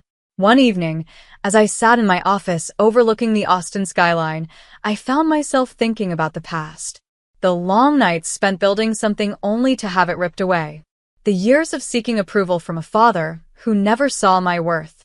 The pain of betrayal. But none of that mattered anymore. The truth was, I no longer carried the weight of their rejection. I no longer needed validation. I had proven myself, not to them, but to me. A few days later, I received an invitation in the mail. It was from Madison's old business school, requesting that I be the keynote speaker at their upcoming graduation ceremony. The topic? The power of underestimated leaders. I couldn't help but smile at the irony. The same institution that had once praised Madison as a future leader now wanted to hear my story. I accepted without hesitation. When I took the stage on the day of the event, the room was packed with eager young graduates, their eyes filled with ambition and uncertainty. I told them about my journey, not just the success, but the setbacks, the betrayals, the lessons learned. I told them about the night I walked away from Carter Tech with nothing but a $20 bill and my dignity, and how that moment had set everything else into motion. I watched as they listened, hanging on to every word, and in that moment, I realized something. I wasn't just sharing my story. I was inspiring the next generation of underestimated leaders. After the speech, a young woman approached me, nervous but determined. "Ms. Carter," she said, "what was the hardest part of your journey?" I thought about it for a moment before answering. "Letting go," I said honestly. Not of the company, not of the success, but of the anger. Of the need to prove something to people who never deserved my loyalty in the first place. Once I did that, everything else fell into place. That night, as I sat at home with a glass of wine, I pulled out an old wooden box from my desk drawer. Inside was the crumpled $20 bill my father had given me on my wedding day.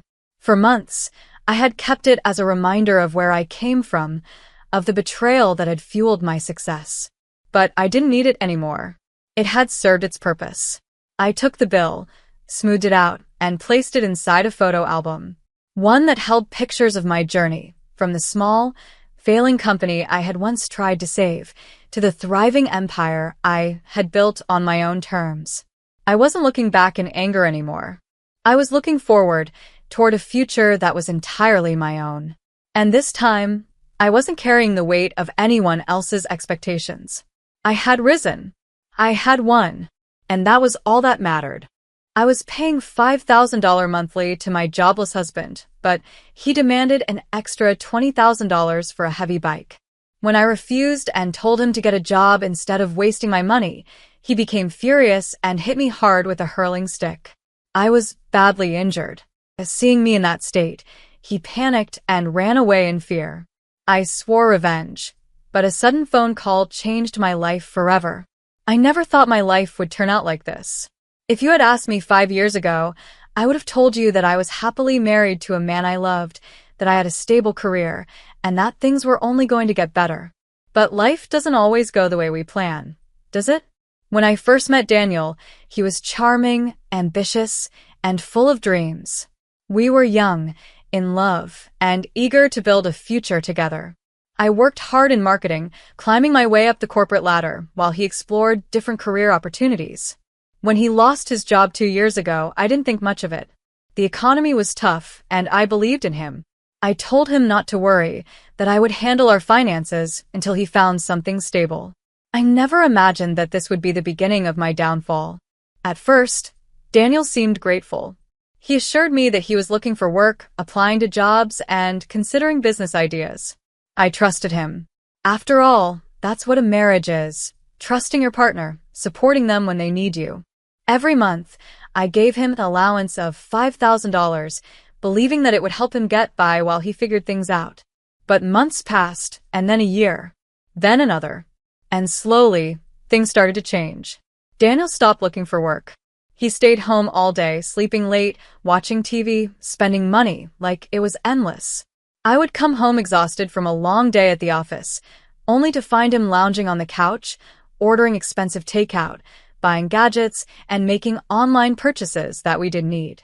I tried to talk to him about it, suggesting that he should at least consider getting a part-time job, but he always had an excuse. The market is bad. No one's hiring. I need time to figure out my next move.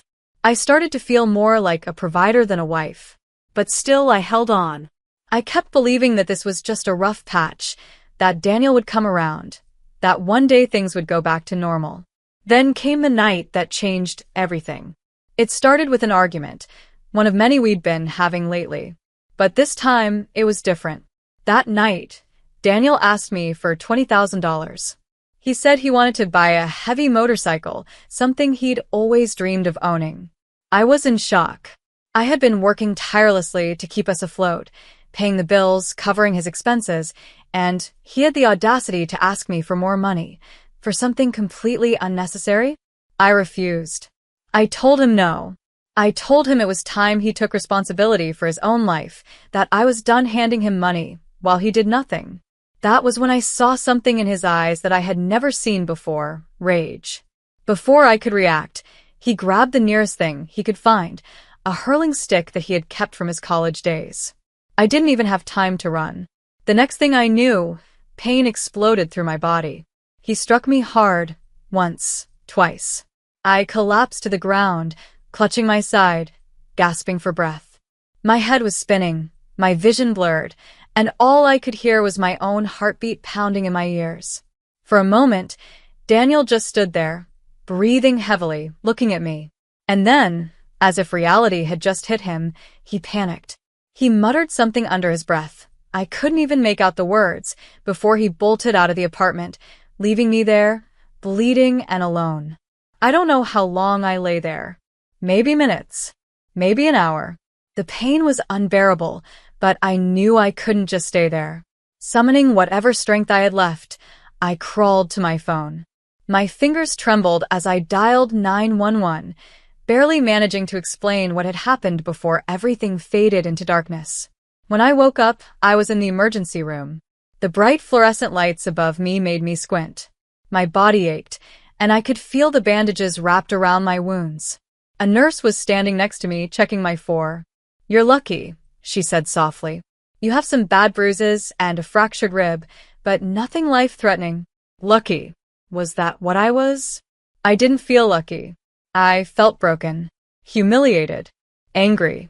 I knew at that moment that I was done. Done making excuses for Daniel. Done believing that he would change. He had crossed a line, and there was no going back. I reached for my phone with weak fingers and dialed the only person I knew I could trust, Sophia Martinez, my best friend. She picked up on the first ring. "Anna? Are you okay?" I took a shaky breath. "No," I whispered. "I need your help." And just like that, everything started to change. When Sophia arrived at the hospital, I could see the worry in her eyes. She rushed to my side, gripping my hand tightly. I had known her for years, and she had always been my rock. But that night, she looked at me differently, like she was seeing a version of me she had never seen before.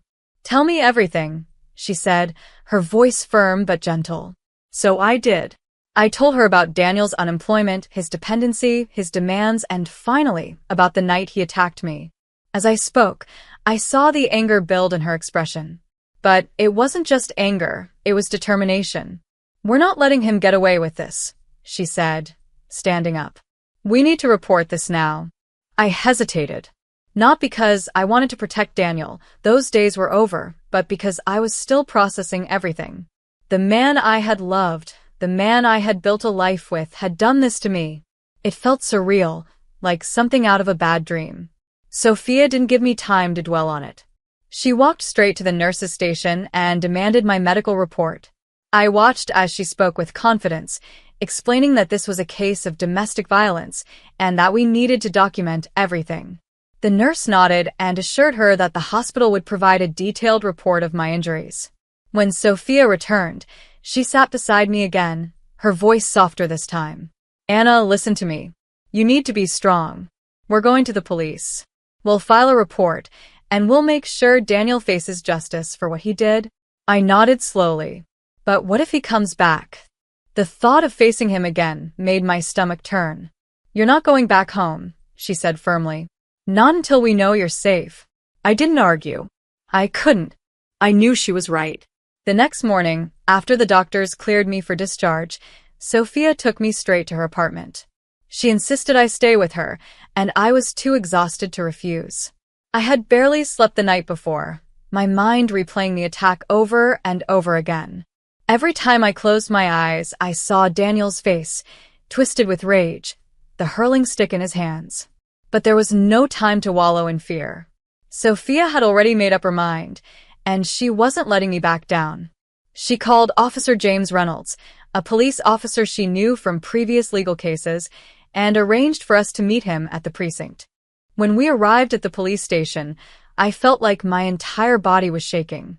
I had never been to a precinct before, never imagined I would be sitting there, filing a report against my own husband.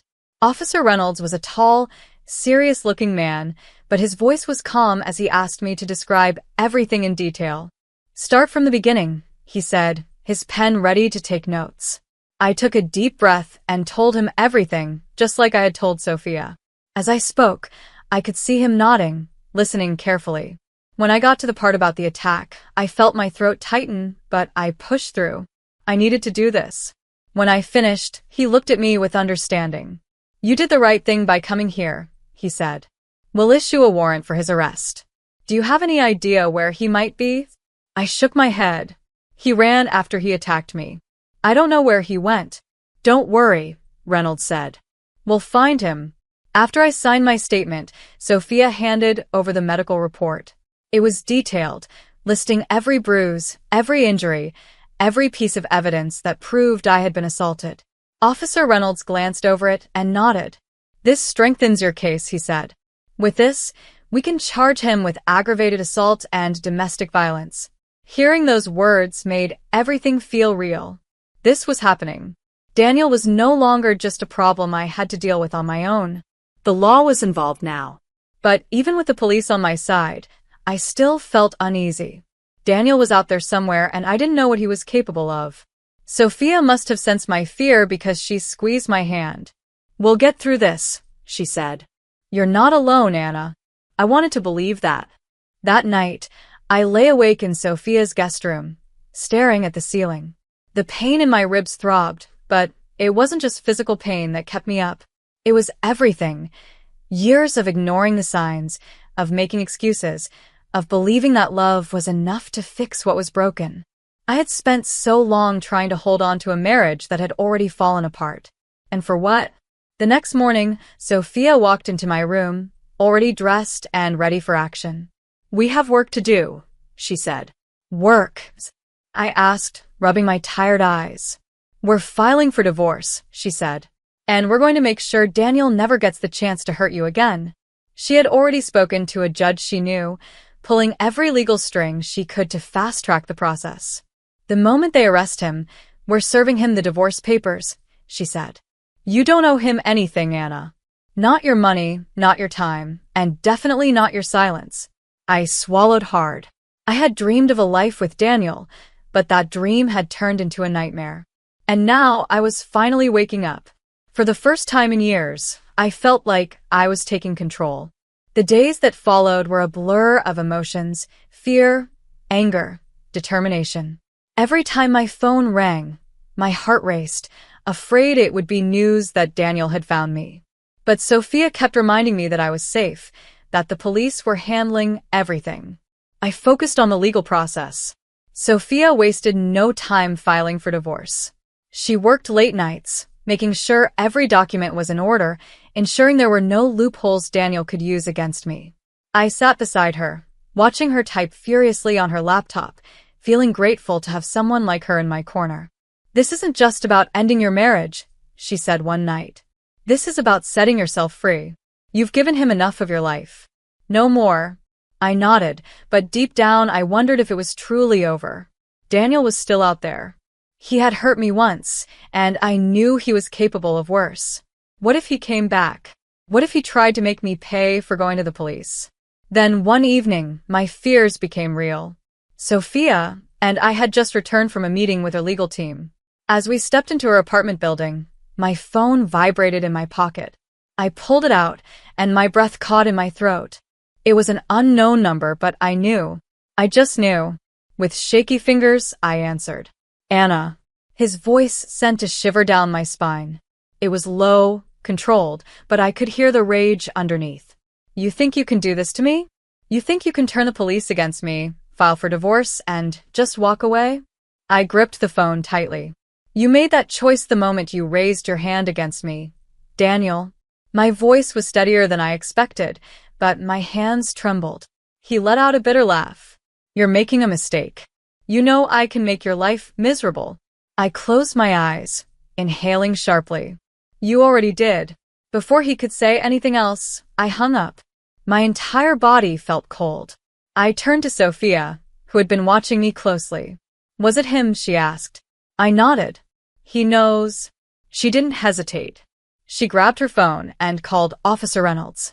"He just contacted her," she said, her voice sharp with urgency. "Trace the number. Find him." That night, I barely slept. Every sound outside made me flinch. Every shadow felt like a threat. I knew Daniel. He wasn't the type to just disappear quietly. He would try to fight back. The next morning, I got another call, but this time, it was from Officer Reynolds. "We found him." I felt a strange mix of relief and fear. "Where?" "Hiding at a friend's house outside the city," he said. "We've issued a warrant for his arrest. It's only a matter of time before we bring him in." I exhaled, but my heart still pounded. What happens next? Once he's in custody, we'll move forward with the charges. "Stay put, Anna. We'll handle this." I hung up and turned to Sophia, who was already watching me expectantly. "They're going to arrest him," I said. Her lips pressed into a tight smile. "Good. Now we wait." The waiting was the hardest part. Hours passed, then a day. I kept expecting another call, another threat. But instead, late the next evening, my phone buzzed with a message from Reynolds. "We have him. He's in custody. He won't be able to hurt you anymore." I stared at the message, my hands trembling. It was over. Daniel was behind bars. But even then, I didn't feel safe. Not yet. Sophia didn't waste a second. The moment we had confirmation of his arrest, she made sure Daniel was served with the divorce papers while sitting in his holding cell. She wanted to make it clear there was no coming back from this. The next day, I was asked to come in and give an official statement. Walking into that police station felt surreal. The last time I had been there, I had been a victim, shaking with fear. But this time I was different. I was ready. Officer Reynolds greeted me with a nod. "You're doing the right thing, Anna." I sat down and answered every question they asked. I recounted the attack, the years of emotional abuse, the financial control he had over me. Every word felt like a weight being lifted off my chest. When I finished, Reynolds leaned forward. "Daniel is being charged with multiple offenses, domestic violence, aggravated assault, and now, with the threats he made over the phone, we're adding intimidation to the list." I nodded slowly. "What's going to happen to him? He'll have his day in court, but with the evidence we have, it won't end well for him." I should have felt relieved. But instead, I just felt tired. As Sophia and I left the station, she turned to me. "You did it," she said softly. "You fought back." I swallowed hard. "Then why doesn't it feel like I won?" She reached out and squeezed my hand.